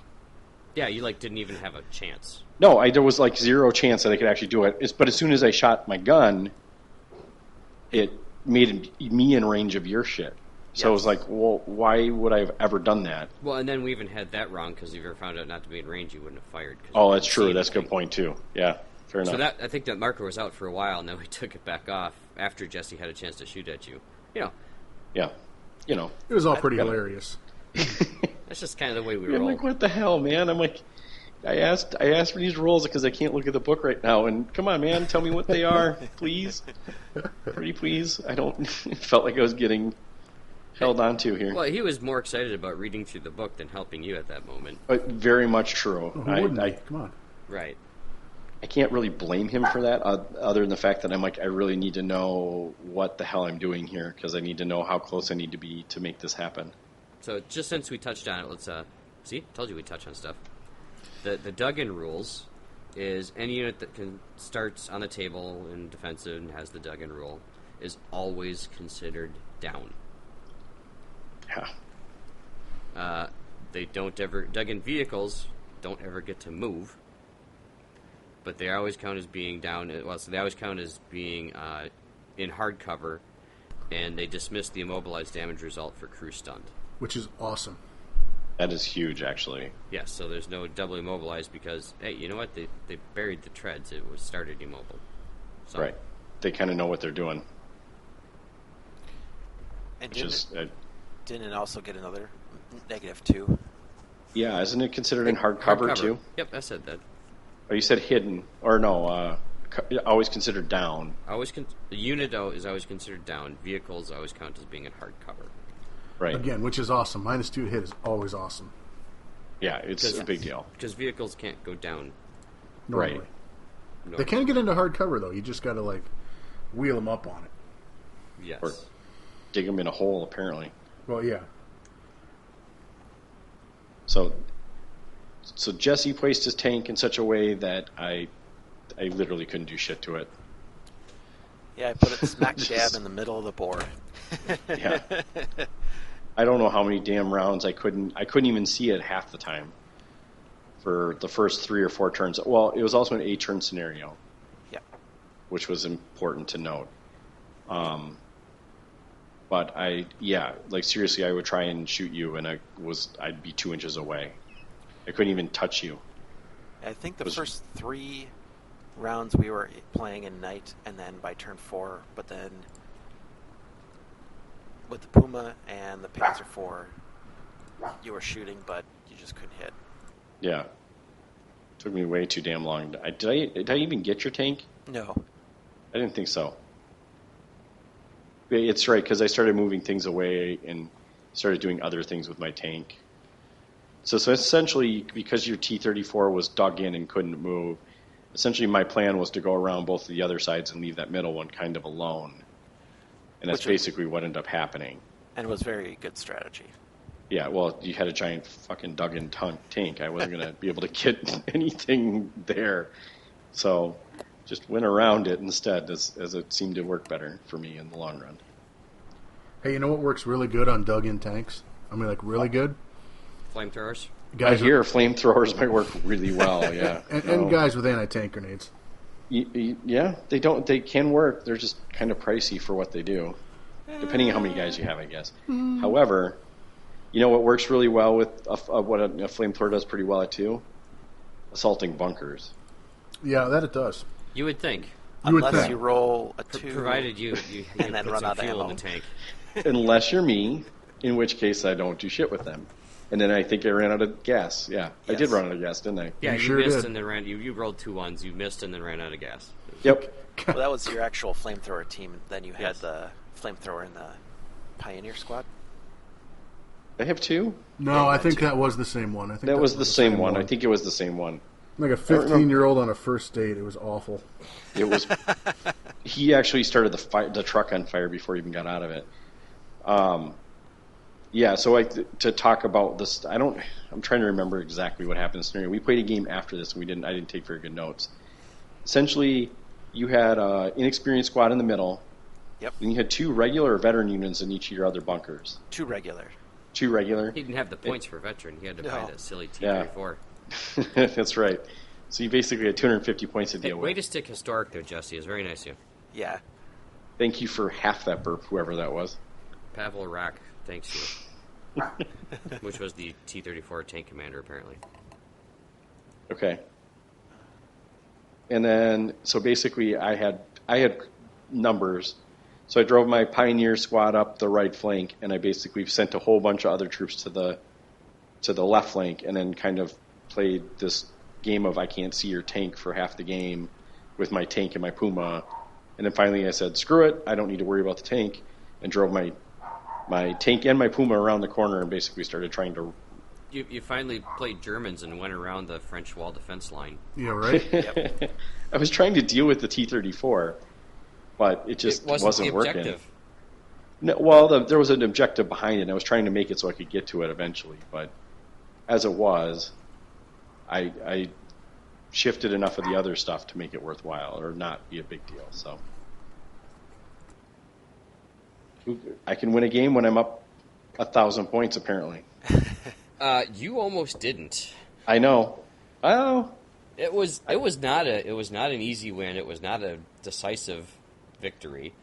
Jesse held on, and I think one or two thought processes the other way, and you wouldn't have been able to have done everything you did. pretty close. I think it was. You're right. It wasn't like, oh, this is easy cake for me. Like having units and bunkers next to objectives that I basically have to take the units out of the bunker. I have to get the bunkers broken before anything happens. Yeah, because my infantry squads were, at -4, so Super 6 is for you to even hit them. Yeah. Now, granted, Jesse, you only had a window on two sides of those bunkers, so you're only getting to shoot out with 4 guys, so you're not doing a whole lot to him. There's a very defensive position. Yeah. Not very assaulty at all. Yeah, you're not. But in Jesse's case, in this circumstance, really all he's hoping for is that his guys survive. Like he just needs his guys to be on the objective at turn 8, and that pretty much is that's game in his favor. Yeah, once that flamethrower went out, it was pretty much. I should have just stayed back in the bunker and let you assault me. Go on even, one-on-one. I was going to say, I still think I win that fight with that unit because they had six SMGs in that unit, and they're veteran. Yeah, I know you're fanatic, but... Yeah, well... I think I win, but I don't know if I win by enough to make a difference. I've played Gale enough times that I've you realized... You had to claim all 3 objectives there too, Rip, not just 2 of them. Oh, then I lost. No, you got all 3. You got all 3. You did. Oh, it's because your T-34 wasn't in range of that. Yeah, correct. No, my free squad was there. So not the end turn 8, it wasn't. In the center, yes, it was. I like turtles. Yeah, apparently we didn't read the rules. Or didn't remember them halfway through. Yeah, well, I mean, because in reality, I had units on that left flank not doing anything that should have been moving up and taking care of that then, but I just kind of left them over there because I'm like, these don't matter. Yeah, you kind of focused on the two flanks, and that's how that's what I'm making it. That's exactly what it sounded like, too. Pretty much. There weren't any dog bombs, though. So Sorry. I've got a very agitated bug here tonight. I'm sorry.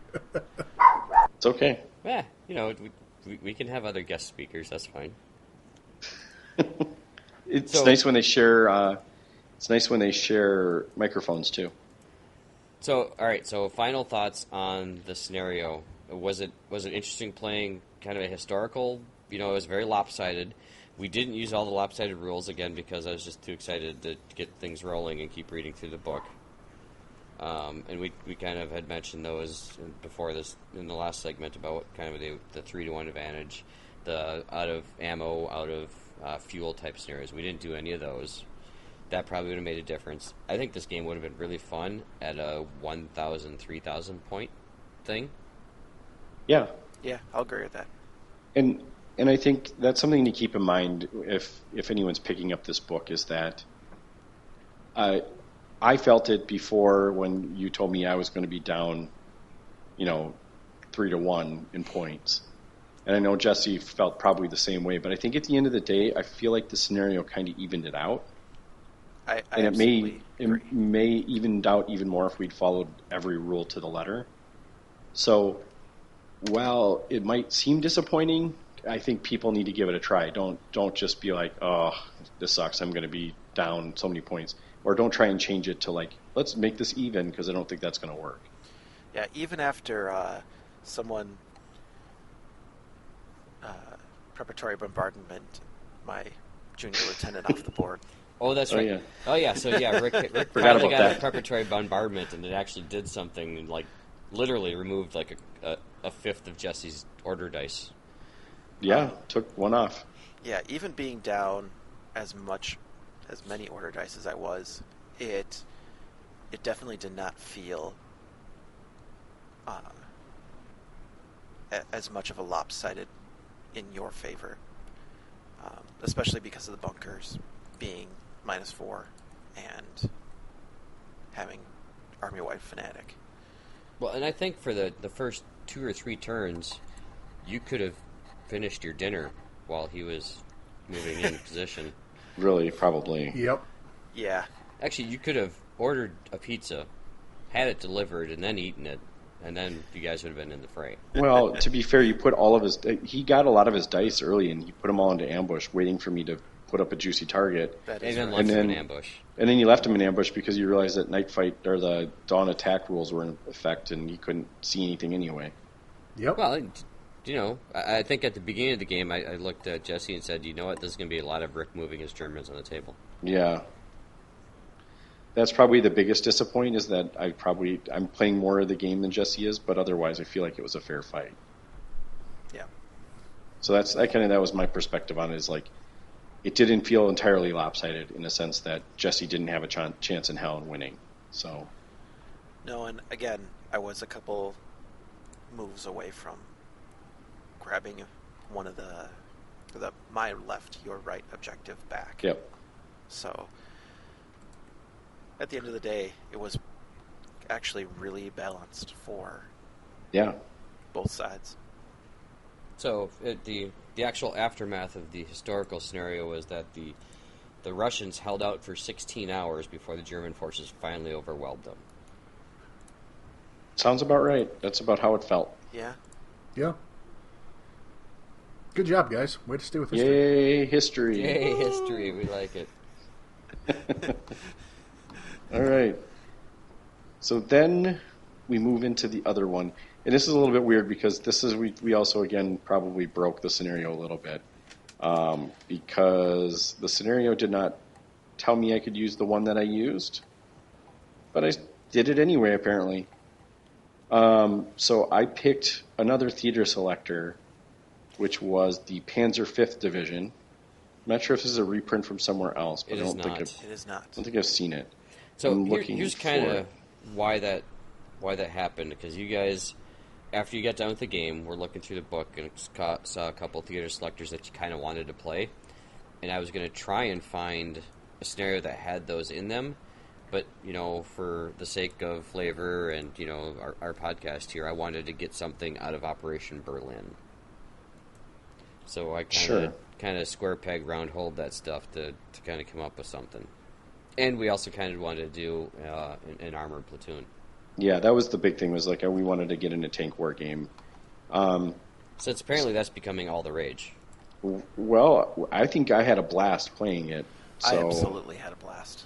Yeah. As it stands, so the Panzer 5th, as we've already said, was a tank platoon. I had all sorts of options. I had to have a Panther or a Panzer IV, and then I had to have, it was a required 2 more Panthers or Panzers. So not like a 0-2. I had to have a minimum of 3 tanks in this platoon. Which Yep. is So accurate for an armored platoon. sure, yeah. And it's kind of like normally you don't have to. Well, I guess it is normal. You're right. I 2,000 could have had 3 points. Panthers. But you had specific tanks you had to select Yes. from for, is what you're Right. saying. Yeah, so I had a very limited subset of tanks that I had to pick from. I had to basically pick 3 really big tanks or 3 medium big tanks. So as it was, I picked 3 Panzer IV OS-G, which is my kind of like go-to tank anyway. And then did some Panzer Grenadier squads, who obviously have to have transport, so all of mine came with, I brought them with the, how do you say it, Stewed de Fook? How do you even say that? What'd you do to Stu? Yeah, I what? just pooped my pants. The 250, the Hanomag. There we go. That's the one I can say because that's almost Americanized. I like the Stu de Fook better. Stu de Fook? Sounds like something I like Ferris Bueller. Kinda, probably close enough. So I got a couple units of that, and then date myself a little bit with that reference in that movie. I think you're probably right at home with everyone that we play this game with. Anyway, and then I had a Pioneer Squad with a truck and an MMG. So that was basically it's basically a super select tank platoon. Gives you a couple cool options, but that's really the big ones right there. Is that you don't get a lot of options as far as tanks go. Yeah, and we played about 2,000 points. Yep, 2,000 aside. Okay. This was an even battle as far as we could tell. Yes. And then what did you end up bringing, Jesse? Did you bring a new theater selector? Yes, the 53rd Guards Battalion. Okay. I believe is that correct, Pat? That sounds right. I was actually just looking at that picture.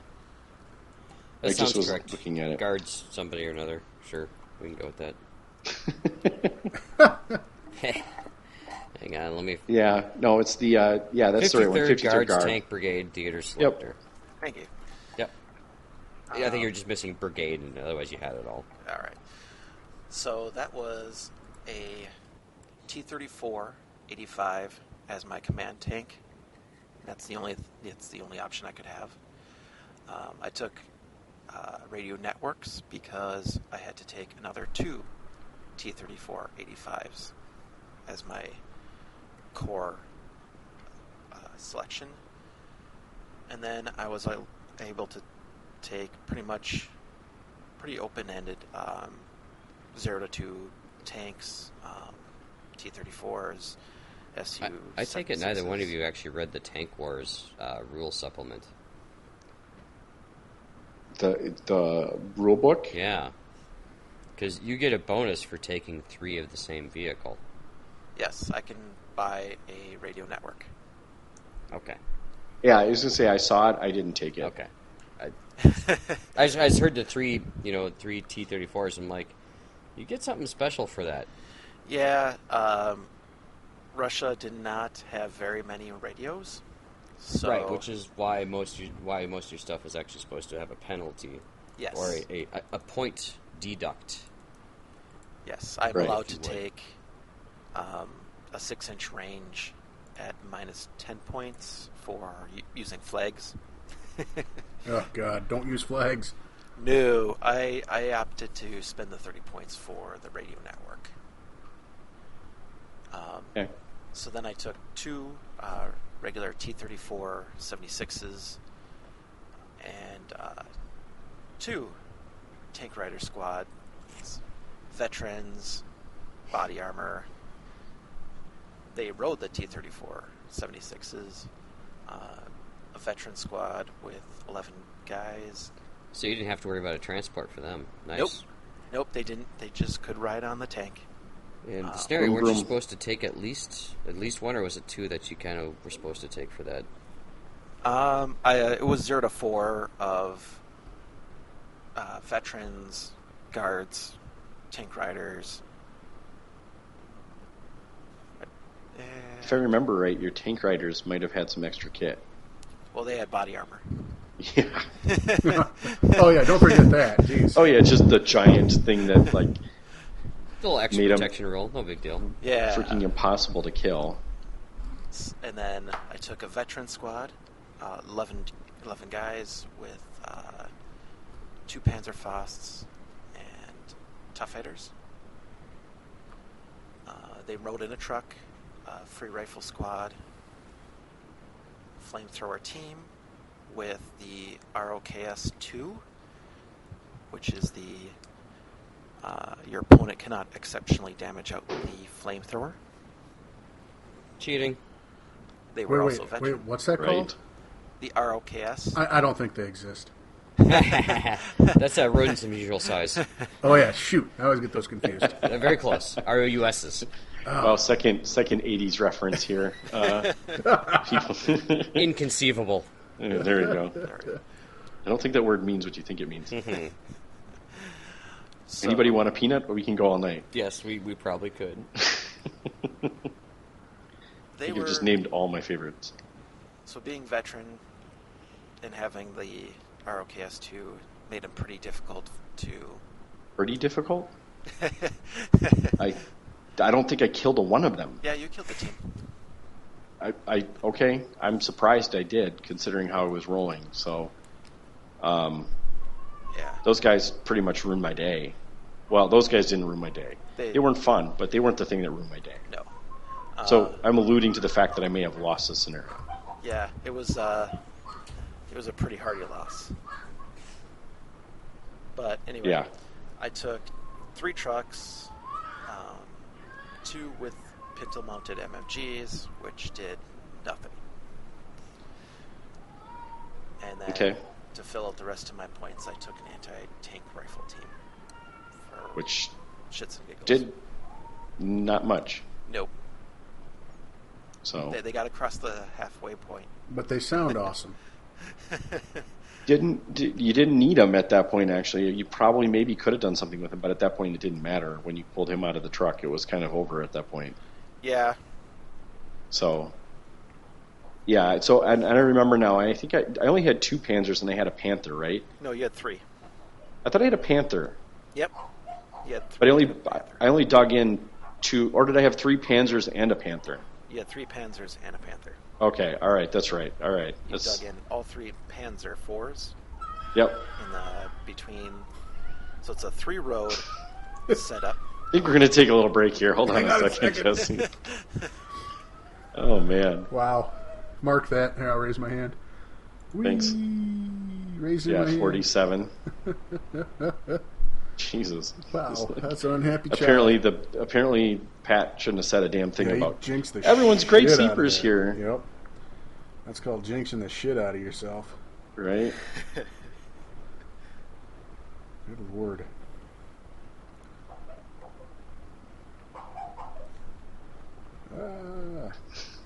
At least you could have muted the microphone. I thought he was wondering about that. You're like, fuck it. Well, it makes things more interesting for us. Right? Can't argue that. They released the rule book for season 2 of Pandemic Legacy, Jeff. Oh yeah? Yep. I'm super excited about this. They show the game. They show the game board too. Oh shit! It's I don't know if I want to look tiny. or not. It might be spoilerish. No, I don't think it is. They show a very limited amount of stuff. It's pretty tiny. Well, maybe. But it's interesting because there's a whole bunch of blue area on the board where I'm like, what's going to happen there? Uh-huh. So there's going to be stickers and shit or something. Like I'm not going to say. I don't know. It's hard to say what's going to happen, but. Well. Oh, interesting. Well, there are certain things that you're kind of like, what the hell's going on? Because there isn't a cure area. Interesting. As far as I can tell, there isn't like the normal pandemic 4 colors and, like get all of this, get a cure type thing. Mm-hmm. I don't see it on the board. Oh, it should be pretty freaking interesting then. Jesus. I don't. The story's interesting. It's like 71 years ago, the world almost died, and then we're starting over from here. Oh, so like you guys played through. Right, kinda. Did you guys switch podcasts on me? No, we figured we'd stop while you were. If you had Attending. muted your microphone, we would have kept going, but baby was crying too loud that we could hear it. Sorry. You got a very okay. good microphone. Yeah, your microphone's too good. It was actually even behind it. It shouldn't even it must have bounced off the wall and then picked up. I don't know, it was getting loud. But so we just took a little break and. Yeah, she's a little pissy and. Yeah, you had to say something about. Everybody's a good sleeper here. Well, she's at the tail end of the cold, and of course. Yeah, no, and I know. Actually, about this time, anywhere between here and 10, she kind of wants to eat. So. Sure. Do we need to wrap this up real quick here then, or? No, I woke up the wife because she promised she would do it, but she was out cold. Oh. Man. Had to like wake her up. Oh man. So I'll piss her off. I'll pay for that later. Yeah. Let's I think you might. Sorry. Yeah. Okay. Well, so where were we, Jesse? We were talking about your flamethrower. Well, let's talk about the scenario. Sure. Yeah, it was scenario 12, tank hunting. By the way, if we hadn't mentioned that part. Yep, and by the scenario itself, I was supposed to be running the extended last levy with some extra special rule about it was called something about tank hunting. I think that's what it was called. Yes. So I didn't get any of my special rules, but I also got to take a tank platoon, so I guess that kind of evens things out as far as... You were supposed to have gotten some minefields, too. I did get the minefields. Okay. Yep, no, I got that. I wish I had had a third one because I would have used some of the shenanigans. As it was, I ended up taking 2 anti-vehicle ones, which were good. The one did a lot of work, the other one not so much. Yeah, right. One kind of, yeah. So for those unfamiliar, I don't know if that's actually in one of the other books, but in the back of this one, you can trade any of your minefields for a different type of minefield, and one of the options is an anti-vehicle one. So any unit that goes over it does nothing. If a tank goes over it and it actually triggers, it's +5 pen, I believe. So it's nasty against vehicles. It's gross. Don't want to That'd be why they call it an anti-vehicle minefield, right? But it blows shit up pretty quick, and which yes, is kind of fun. It is +2 versus infantry and +5 versus vehicles. Yep. Yeah. Whereas the normal minefields are +2 versus infantry, +3 versus vehicles. Yeah, but infantry don't trigger on that minefield. Oh, okay. Right. That's the difference. Is that the only thing that gets affected by it are vehicles because it's meant to trigger on big vehicles. The pressure sensors are heavier. Right. Exactly. So I took 2 of those. So the scenario was 3 roads that ran from my table edge to Rick's table edge. Yep. And anything that and then there was one that went the long way in the exact center of the board. Yeah. Yep. And so anything that wasn't on a road was rubble. Oh, dear Lord, I forgot about this. Yeah. And this is why I picked this scenario, because I liked this. I wanted to see how the special rule worked out, because it was a new one. So... Right, this is the rule we were alluding to earlier about city fighting. So... Yeah. Right, is that what the rule's called? It's called city fight? No, it's called rubble? Well, it's a rubble chart, but I think it's the city fight rules. Oh, yeah. Yes, it's city fighting. Because it has more than just rubble. Is not the only thing in there, but yeah. So gross. Any infantry squad that you're firing on that's in that area, if they haven't acted or were down or in ambush, had a -3 to hit. Yep. Yowzers. So it's always counted as like better than hard cover as long as they didn't have a fire, advance, or run order on them, essentially. Yeah. So those units were even if you ran or advanced, you were still at -1. Right, and you couldn't technically run because it was all rough terrain. Right, so everything could only ever move 6 inches in there, and that was everywhere in this particular scenario. They actually clearly call out anywhere that's not a road is considered rough terrain or has the city fight rules. So there's more to the city fight rules that we should go through because that's the first part of it, is that it counts as hard cover for infantry. But it also, any tracked vehicle and it has to roll on a chart, and the heavier the tank is, the worse it gets. Yeah, a -1 blows up the tank. Yeah, I think it's something like that. So do you want to go through that a little bit? Sure. Yeah, let's go through that while we're in here. So it was a city fight scenario. I guessing. I was going pretty good. Yeah. I think it's a 1 or 2 it dies, or no, it's a 1 it dies, I think. Okay, so movement and rubble. Rubble counts as rough ground for movement purposes, but offers additional perils for tracked vehicles moving across it. Tracked vehicles attempt to pick their way across irregular mounds of bricks and concrete may slide sideways, billowing out, or even crashing into cellars, sewers, or other hidden things below. So the track vehicle has to move across. It has to roll a d6, and if it's a heavy or super heavy, it has a -2 modifier to the roll. Light or medium have a -1. Inexperienced crew is an additional -1. A veteran crew will add 1 to it. So, on the result of a 0 is a crash. The vehicle crashes through the rubble into a cellar, and the vehicle is removed and counts as destroyed. Bye-bye. Thanks for playing. Whoops. Yep. Or a 1-2 is bellied. The vehicle becomes temporarily mobilized by a protruding obstacle pushing against its belly armor, preventing the tracks from gripping. Roll another die to determine how far the vehicle actually moves across the rubble this turn before it becomes immobilized until its next activation. Any shooting at the vehicle from the front that rolls a natural 6 will hit the exposed belly armor, counts as rear armor, and the vehicle can attempt to move across the rubble next turn. 3 to 4, it only slipped. Vehicle moves a short distance before slipping awkwardly sideways or backwards. Roll another die to determine how far the vehicle actually moved across the rubble. This vehicle can attempt to move across the rubble field next turn. 5 to 6 is just a crunch. With its engines roaring and treads clattering, the vehicle is free to move across the rubble without any incidents this turn. So, Jesse, which dice rolls did we experience? We experienced the slip. That was probably the common one, where I would just roll the d6, and then that's how as far as I go. But my T-34 76, which survived through the minefield and got to, I think, 9 inches of your table edge.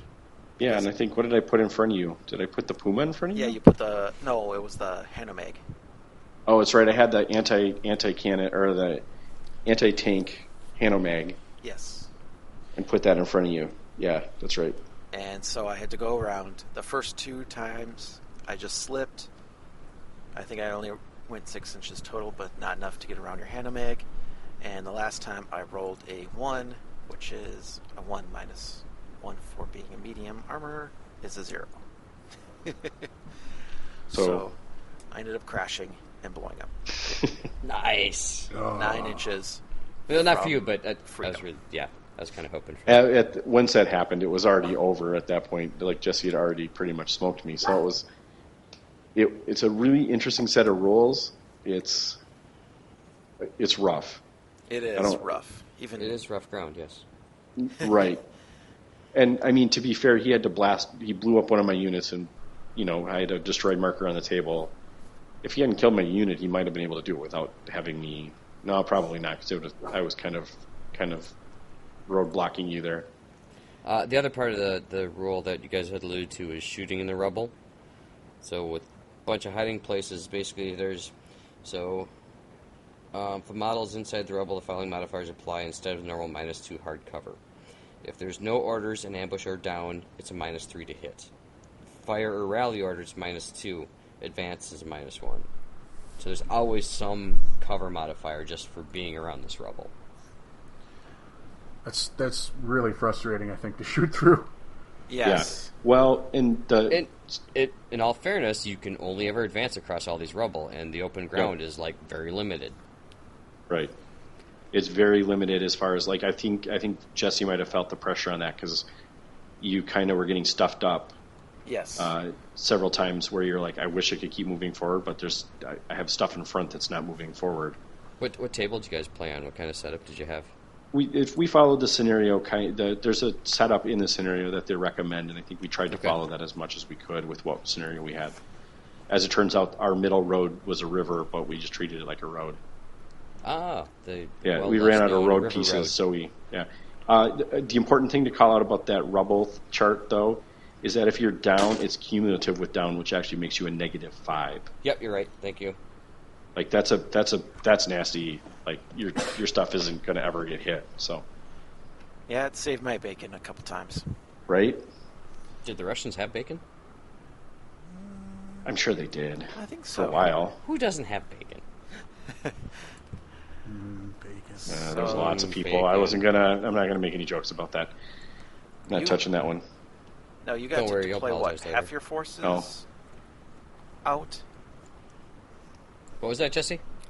I believe you were able to deploy half your forces out Correct. I had to deploy half of my units on the table, and I was allowed to have any number of tanks dug in, like on my half of the board.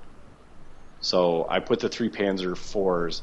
I forgot. I think I mentioned my list earlier, and I forgot about Panther. So I had a Panther and 3 Panzer IVs, and I put the 3 Panzer IVs in dug-in state. Let's go step back a second. There were basically three channels you were going to come through to basically get to my side of the table. So I put a minefield on 2 of them, and then basically didn't assume, but I kind of focused my fire on the one lane that didn't have a minefield on it, which was I don't know if that's right or wrong, but it seemed pretty right to me. Yeah, well, other than what happened with my Panzers, maybe I should have not put them like within. They felt like they were a shish kebab. Like all 3 of them just got burnt to shit in one turn, or 2 turns. I don't remember. They all went away pretty quick. Other than that, everything seemed pretty good. So, where was I going with that? I have no idea. I missed your cliff notes, so no idea. So yeah, so it was my center and my right hand side. You had minefields on, and my left side was open. And your Panzer IVs were between my left and the center. Correct. Which pretty much made me go, well, if I have to get through this, I'm going to have to go through the left hand. And what's the book scenario where you're getting double envelopment? Yep.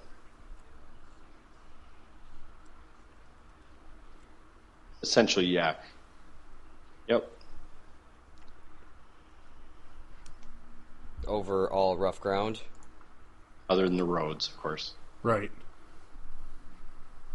Yeah, so, essentially I got 2 points for every unit I destroyed, and you got 3 points for every unit you got off. 2 points for every unit you got in my deployment zone, correct? It's something like that, and then 1 point for every unit you kill of mine.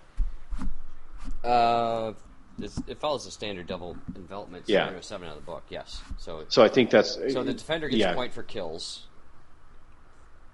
I don't think Correct. the attacker does. I think the attacker just gets points for moving off. I'm back.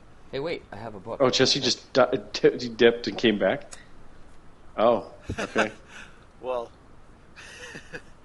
Yeah, okay, Yeah. so I essentially lost it's all following the standard double envelopment rules. Yes. If you're not familiar with those, I recommend you read your bolt action book.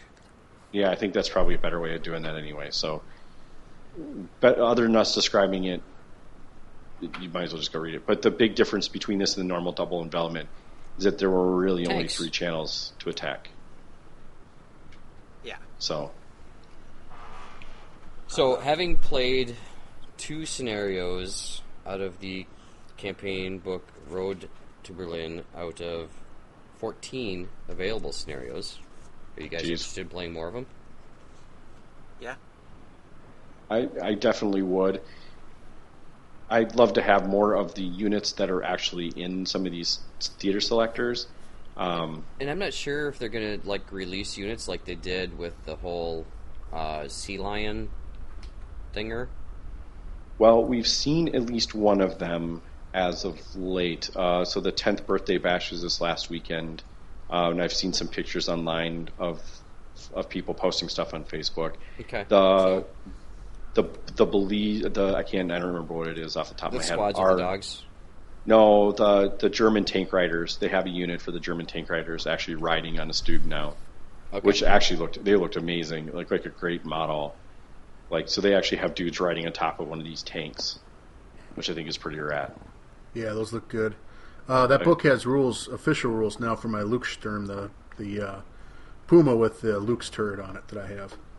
Oh, nice. Okay, they finally did it. Yeah, so that's in the back of the book too, which is awesome. So I'm stoked about that.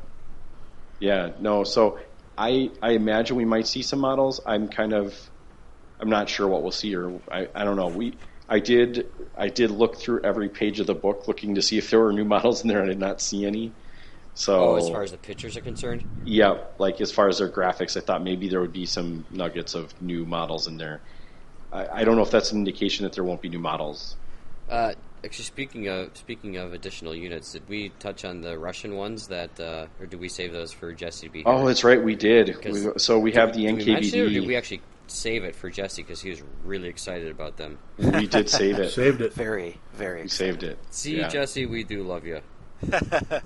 We could have easily talked about it, but we decided that it was probably more valuable for Jesse to give his 2 cents on it. Do I actually need to open the page, or do you have them memorized? I kind of have them memorized, but I'd open the page just to make sure. Sure. I'm not. There's So the Smersh. The Schmersh, The Smersh squads. the Soviet counterintelligence. Death to spies. That is their motto. Yep. So they're a 5-man squad for 80 points. They're veteran. You can buy up to 6 more. They have rifles. Any of them can have SMGs. You can upgrade to an LMG for 1 dude. They're tough fighters, but here's the rule I know you remember and you like the best. Yes. Oh, is this the one I think it is? Yeah, They it is. get not one step behind. What? Not one step back. You're very Back, close. sorry. Why do we have you on here, Jesse? Jesus. I'm doing it Just from kidding. memory. I know. I'm just Can't giving you find good crap. help. All right. We need a new Russian. So what is I So keep what is the trying implication of that? Let's talk about that because maybe people don't remember our Russian episode that Yes. you were on. So the not one step back is not only allows you to take a commissar, but it means that for the Schmersh squad, that any Soviet infantry within 6 inches of them, they will automatically shoot one guy and make them re-roll their order check. Failed order check. Failed order. Failed Thank order you. check. So it essentially makes this Important unit distinction. Yes. a commissar. Yes. Is what I was okay. A commissar unit. Right. You have 5 commissars essentially instead of 1 dude that's 11. doing that. Or 11. Okay. Whatever. You can span Whatever that makes line you out pretty happy. good. I mean, Yep. 5 dudes that are 5 veterans. veterans. So basically they're paying, so they're 16 points each. Tough fighter we know is 1, so they're kind of paying 2 points for the no one step back. I'd pay that. I think that seems reasonable. Who wouldn't? That seems like a good deal. Yeah. Seems like a great deal. It's I mean, it's a And lot they're harder to Schmersh. shift too. a normal commissar is only inexperienced. Right. So these guys give you that extra toughness, plus you've got lots of bodies. Okay. And I All believe right. The other squad is the second wave NKVD. And for the record, these are in the Struggle Continues section of the book. For those of us keeping score at home once you've got your book and are listening to this podcast. Again, I presume. The second line NKVD squad. They're inexperienced cheap guys. You can get 5 of them for 35 points with rifles. Why are they only 35 points? Well, they're green. You can add 6 at 7 points each. All of them can be upgraded to SMGs, and you can also do the LMG upgrade. And they can be upgraded to Fanatics for 3 points a man. Green Fanatics. Someone explain that to me. That's a lot of fun. That's cheap fun is what that is, right? That is very cheap fun. They were. I believe they were the second, or they were just following behind the regular squads. That would be the second line part of it, yep. Yep. Thank you. Again, it's a Russian troop, so they're very accurately named. Yes. You know, Rifle Squad, SMG Squad, Ski Squad, Second Line Squad. But what do those guys do? Oh, they're behind the first line. Oh, yeah, sure. Makes sense to me. So, yeah. Seems reasonable. Green Fanatic with rifles, or did you say they could take submachine guns? Yes. Here's an interesting note that they throw in here. So, great deal of resentment from the frontline troops who despised these thieving shirkers and helped encourage their own looting. Second line guys came in and without having to worry about fighting all the bullets and still got the booty. Those bastards. Yeah. That sounds about right.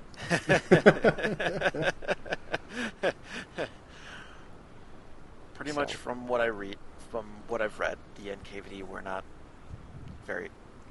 looked upon very well, mostly because of the fact that they were part of the political wing and they didn't have to do a lot of the front. I still like that you can call the other unit the Schmersh. Schmersh. Is the sergeant of that squad Papa Schmersh? He very well could be. Depends if he's got the big, was it the white hat with the red skin? And the white beard? White beard, there you go. Oh, yeah, that's Papa Smurf. I was thinking Gilgamesh, but... that was the cat. No, that was the the cat dude. was Azrael or whatever. Azrael.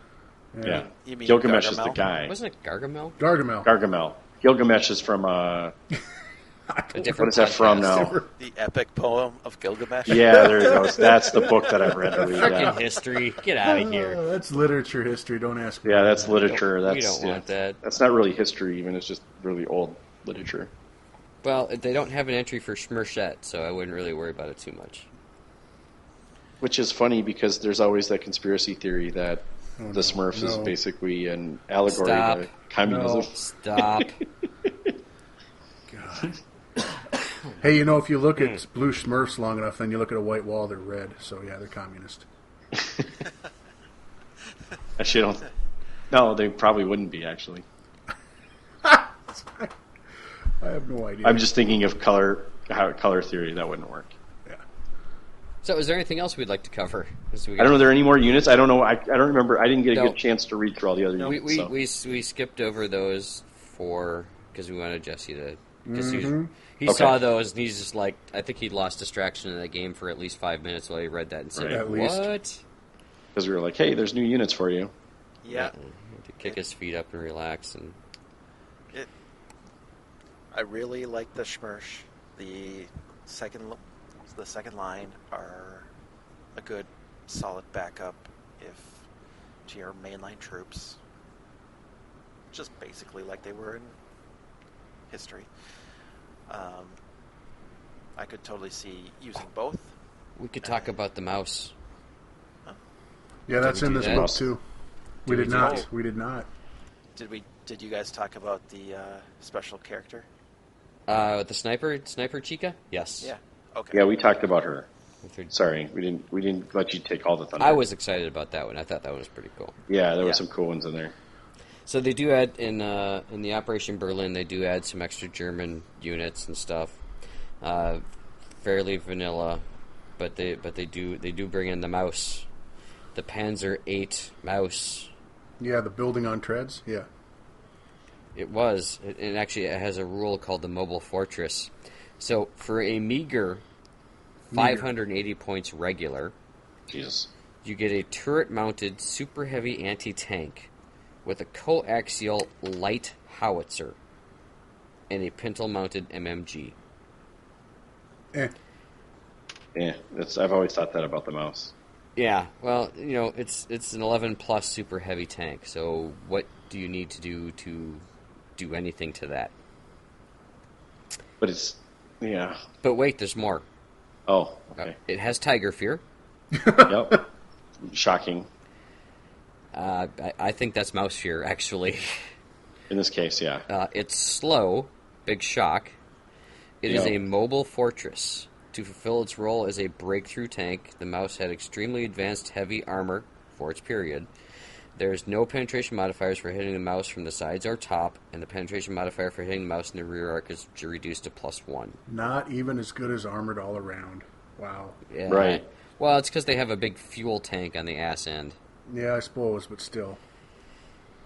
And then they have some German word, which I'm going to do my best to say, and it looks like Gotterdammerung. The Mouse would have only seen action in the last days of the Third Reich and probably suffered from technical issues and supply shortages. Roll a die every time the vehicle completes a move. On a 1, it's broken down or out of fuel, immobile the rest of the game. 2, broken down, fuel low. The vehicle may make one more move after this, then it runs out of fuel and is immobilized. 3+. Okay, continues normal, rolling again next move. Sounds about right, yeah.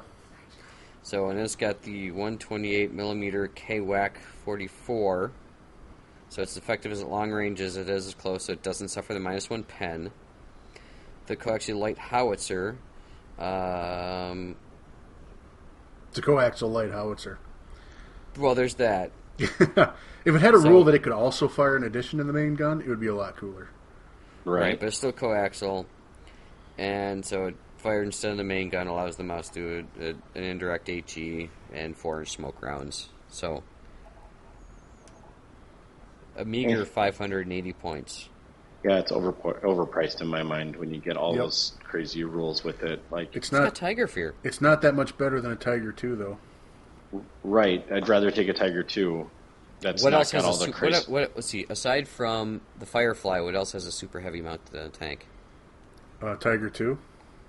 Tiger 1. Does it have a super heavy? Yeah. A super heavy? Anti-tank gun? Pretty sure Tiger 2 does. Yeah. Okay. Yeah, Tiger 1 does too. Sure. Yeah, Tiger 2. Tiger 1 does I too. didn't think did. I It's thought it was just a heavy. That is a super heavy anti-tank gun. That's the big 88. Yeah. And so how much does run? Tiger 1's only at regular. 555 for 2. That's a Tiger 2 at regular, yeah. Yep. Tiger 1 regular is not even that. I think it's like 400 something.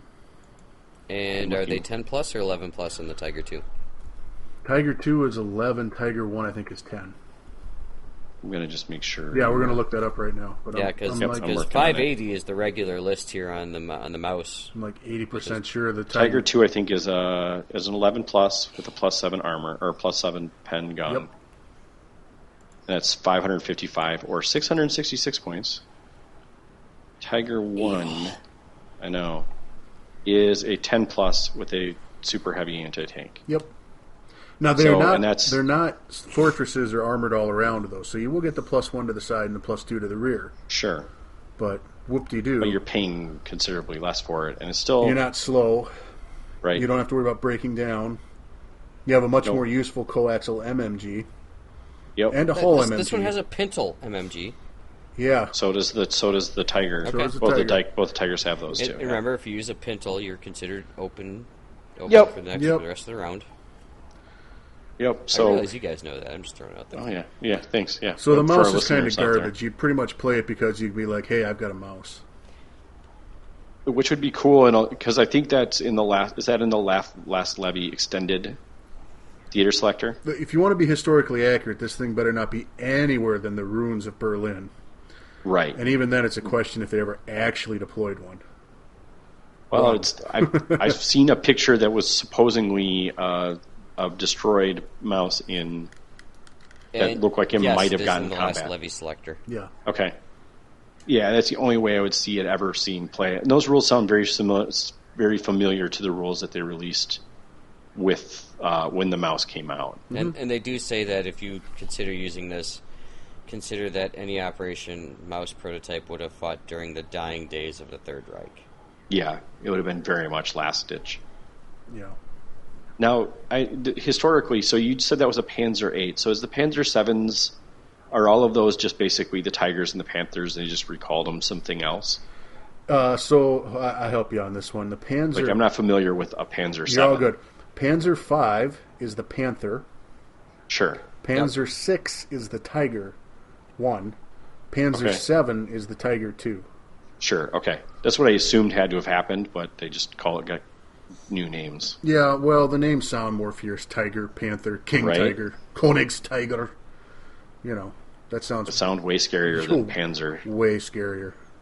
Especially since they've been like, we've been dealing with Panzers since the beginning of this war, if not before. Yep. That's not very exciting anymore. Yeah, they got into the real big cat kick after the Panther. It's like what the hell's with the mouse? They got sick of cats and went the other way? Sort of a joke. Okay, sure. Did they even actually call... Yeah, it's kind of like calling a big dude tiny. Yes. That's exactly what it is. And to be fair, it's M-A-U-S, which we all pronounce as mouse. That is the German word for mouse, in case you're curious. See, there you go. I mean, shockingly enough, they actually... So it took an Americanized word for me to translate a German word that's pronounced correctly. That's just how bad I am with my German. Yeah. I just assumed it was correct, but knew that meant mouse. Yep. And that's where I'm at. Yeah. You enunciated Götterdammerung pretty well. I also do pretty good with... what was that? Well, at least he tries. High school German. Oh, okay. Um, I could do pretty good with like Jägermeister. Yeah. No, you can't. Nobody can do well with Jägermeister. Even if you can say it, that doesn't mean you should be Keep doing it on it. ice, you do okay. Yeah. No. No, you're still not doing very well. No. It usually means that it's going to be one of those nights. It's going to be one of those nights. Yeah. Why is it all the German liquors that mean it's going to be one of those nights? Jägermeister, Goldschlager. Oh, Goldschlager. Yikes. Well, and you don't say that about Jägermeister? No. I think I put him in the same boat. Well, so anytime someone pulls out a bottle of either, I know where this night's going. So yeah, you're like, I'm just going to have the cops on speed dial here to make sure nobody does anything stupid. right, Going to be stuck in a ditch naked, I imagine. pretty much. Sure, I guess. Now that's a party. That's a party. Depends. That's an undergarment.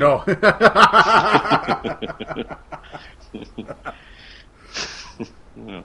All right. Well, this has devolved into a very different podcast all of a sudden. Is there anything else? Of our night. So Jeff, have you gotten a good? You had the book in your possession for a little while. What was your overall take on it? Did you like it? I think my overall take on it, and this isn't meant to cause offense to anybody, but every campaign book they've released since I've started playing this game has been better than the last, and that has held true. This is even better than Battle of the Bulge, which was better than. What was the last one above? Duel in the Sun, I think. Did I miss one in there? Yeah. Well, those are theater books. Yes, you just kind of skip right over Sea Lion, which is okay because it's a very So different they went Battle of thing. Bulge, Sea Lion, Full Gnat, and then New Guinea. Gigant. It's giant. Gigant, yeah. Right, the Gnat or whatever it was. You're killing me. I skipped over Sea Lion because, as far as I'm concerned, Sea Lion never happened. Sorry. Well, actually, it didn't. Right, it actually never happened. You're right. Or did it? Oh. Are we living? Oh man, is this Man in the High Castle moment? Yeah. Don't go there. Stay on That's target. a good show. Stay on target. Stay on target. There's no target at this point.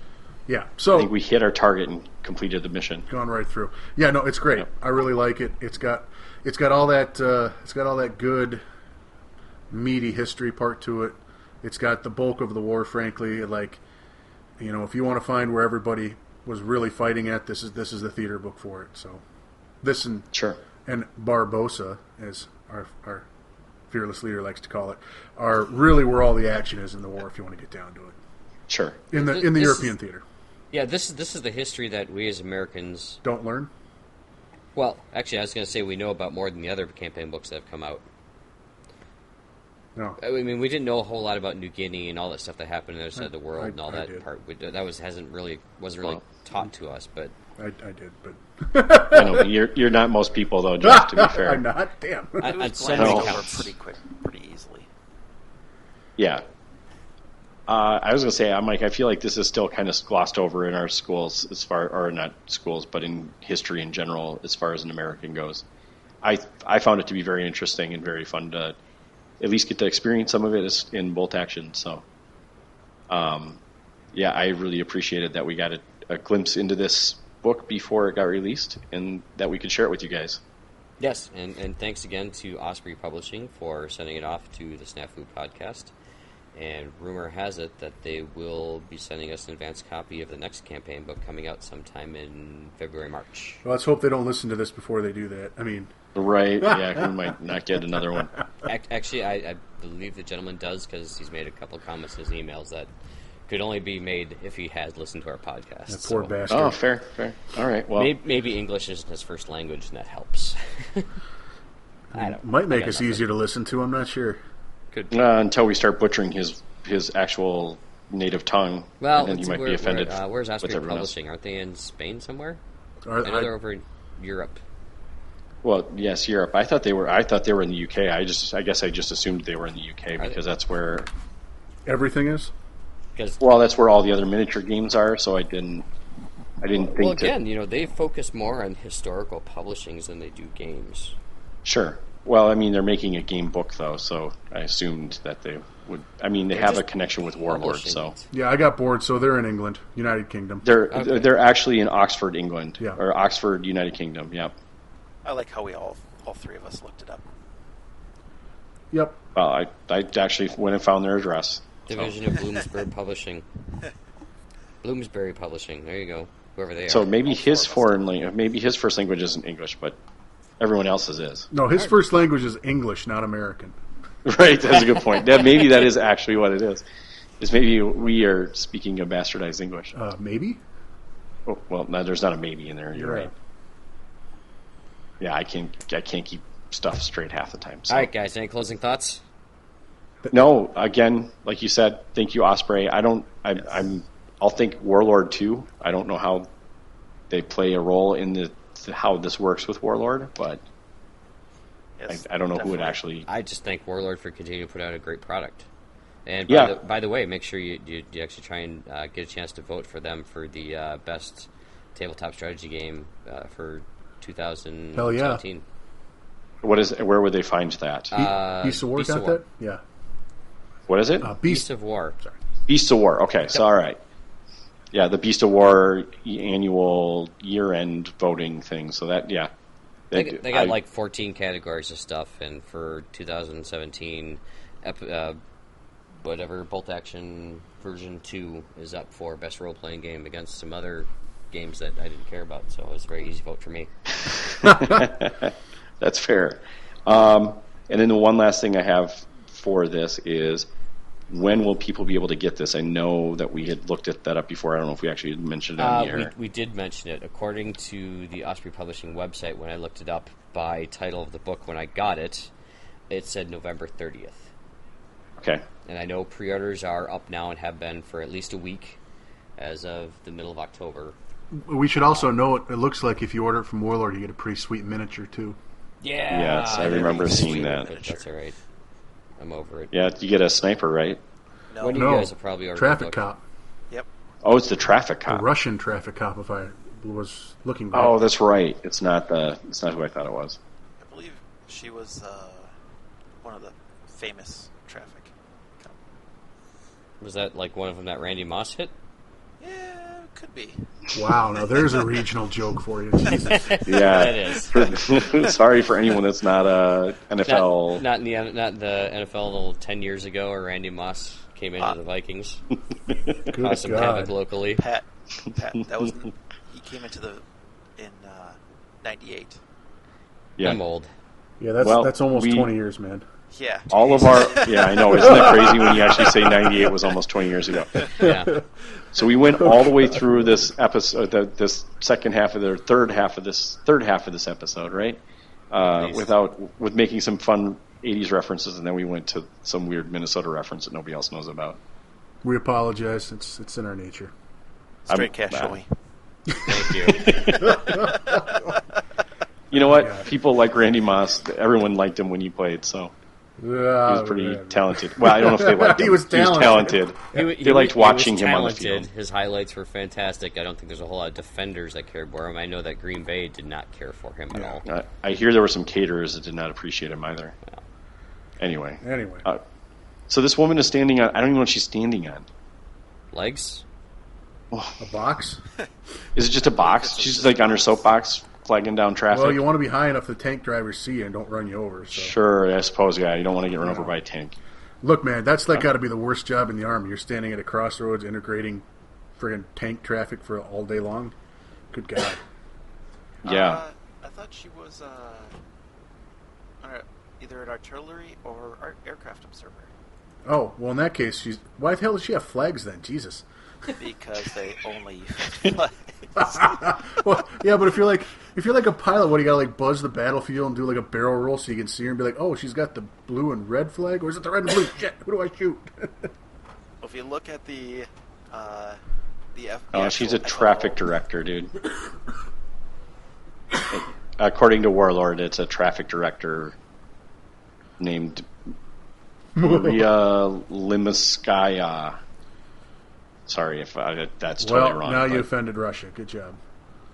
Oh, I'm in trouble now. I don't know what to do about that. I'm sorry, guys. It's all right. I'll buy some vodka. Just apologize, right?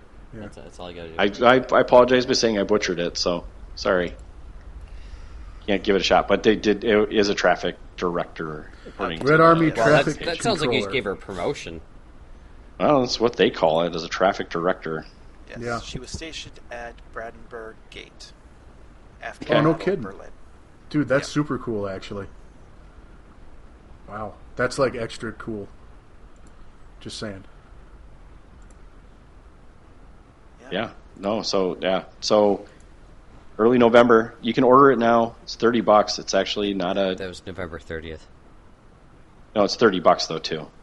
Oh, 30 for 30. Well, you said early November. And Oh, sorry. You can order it now. Right. You can pre-order it on Warlord's website now. You just won't get But it. it's not going to get released until later. Right. If you're and asking then I think my opinion, totally worth buying.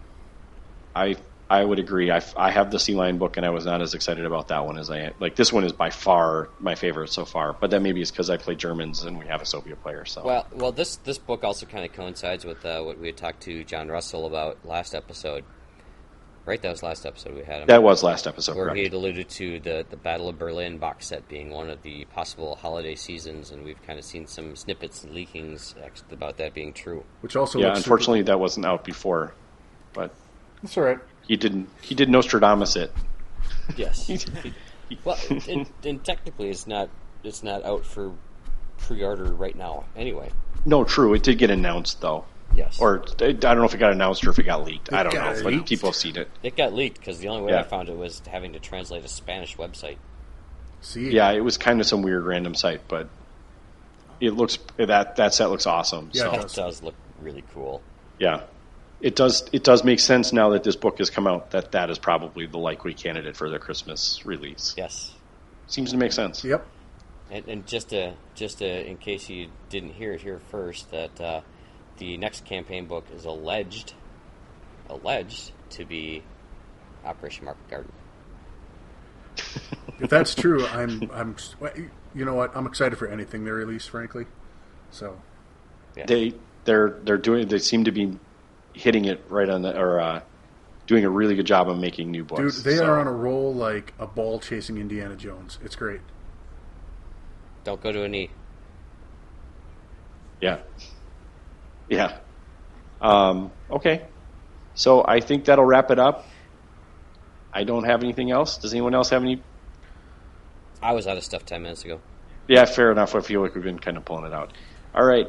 Well, you guys have a good evening, and we will speak to you again in a few weeks. Someone do Right. a thing. Do the thing. Do the thing. Someone do the thing. This is Operation Snafu. Over and out. Wait, this is an Operation Snafu. Damn it! Yeah. Way to Messed fuck it it up, up. Pat. Great. You just dropped that artillery strike on us, you asshole. Oh, you Hey, should I've have. done Oh, that man. before. How about this? A few times. This is Snafu. Over and out. Much better. Yeah, perfect. Good night, guys. Don't let's be beastly to the Germans when our victory is ultimately won. It was just those nasty Nazis who persuaded them to fight, and their Beethoven and Bach are really far worse than their bite. Let's be meek to them and turn the other cheek to them and try to bring out their latent sense of fun. Let's give them full air parity and treat the rats with charity, but don't let's be beastly to the Hun. We must be kind, and with an open mind, we must endeavor to find a way to let the Germans know that when the war is over, they are not the ones who have to pay. We must be sweet and tactful and discreet, and when they've suffered defeat, we mustn't let them feel upset or ever get the feeling that we're cross with them or hate them. Our future policy must be to reinstate them. Don't let's be beastly to the Germans when we've definitely got them on the run. Let us treat them very kindly, as we would a valued friend. We might send them out some bishops as a form of lease and lend. Let's be sweet to them and day by day repeat to them that sterilization simply isn't done. Let's help the dirty swine again to occupy the Rhine again, but don't let's be beastly to the Hun. We must be just and win their love and trust, and in addition we must be wise and ask the conquered lands to join our hands to aid them. That would be a wonderful surprise. For many years they've been in floods of tears, because the poor little dears have been so wronged and only long to cheat the world, deplete the world, and beat the world to blazes. This is the moment when we ought to sing their praises. Don't let's be beastly to the Germans, for you can't deprive a gangster of his gun. Though they've been a little naughty to the Czechs and Poles and Dutch, I don't suppose those countries really minded very much. Let's be free with them and share the BBC with them. We mustn't prevent them basking in the sun. Let's soften their defeat again and build their blasted fleet again. But don't let's be beastly to the Hun. Don't let's be beastly to the Germans. When the age of peace and plenty has begun, we must send them steel and oil and coal and everything they need, for their peaceable intentions can be always guaranteed. Let's employ with them a sort of strength through joy with them. They're better than us at honest manly fun. Let's let them feel their swell again and bomb us all to hell again. But don't let's be beastly to the Hun.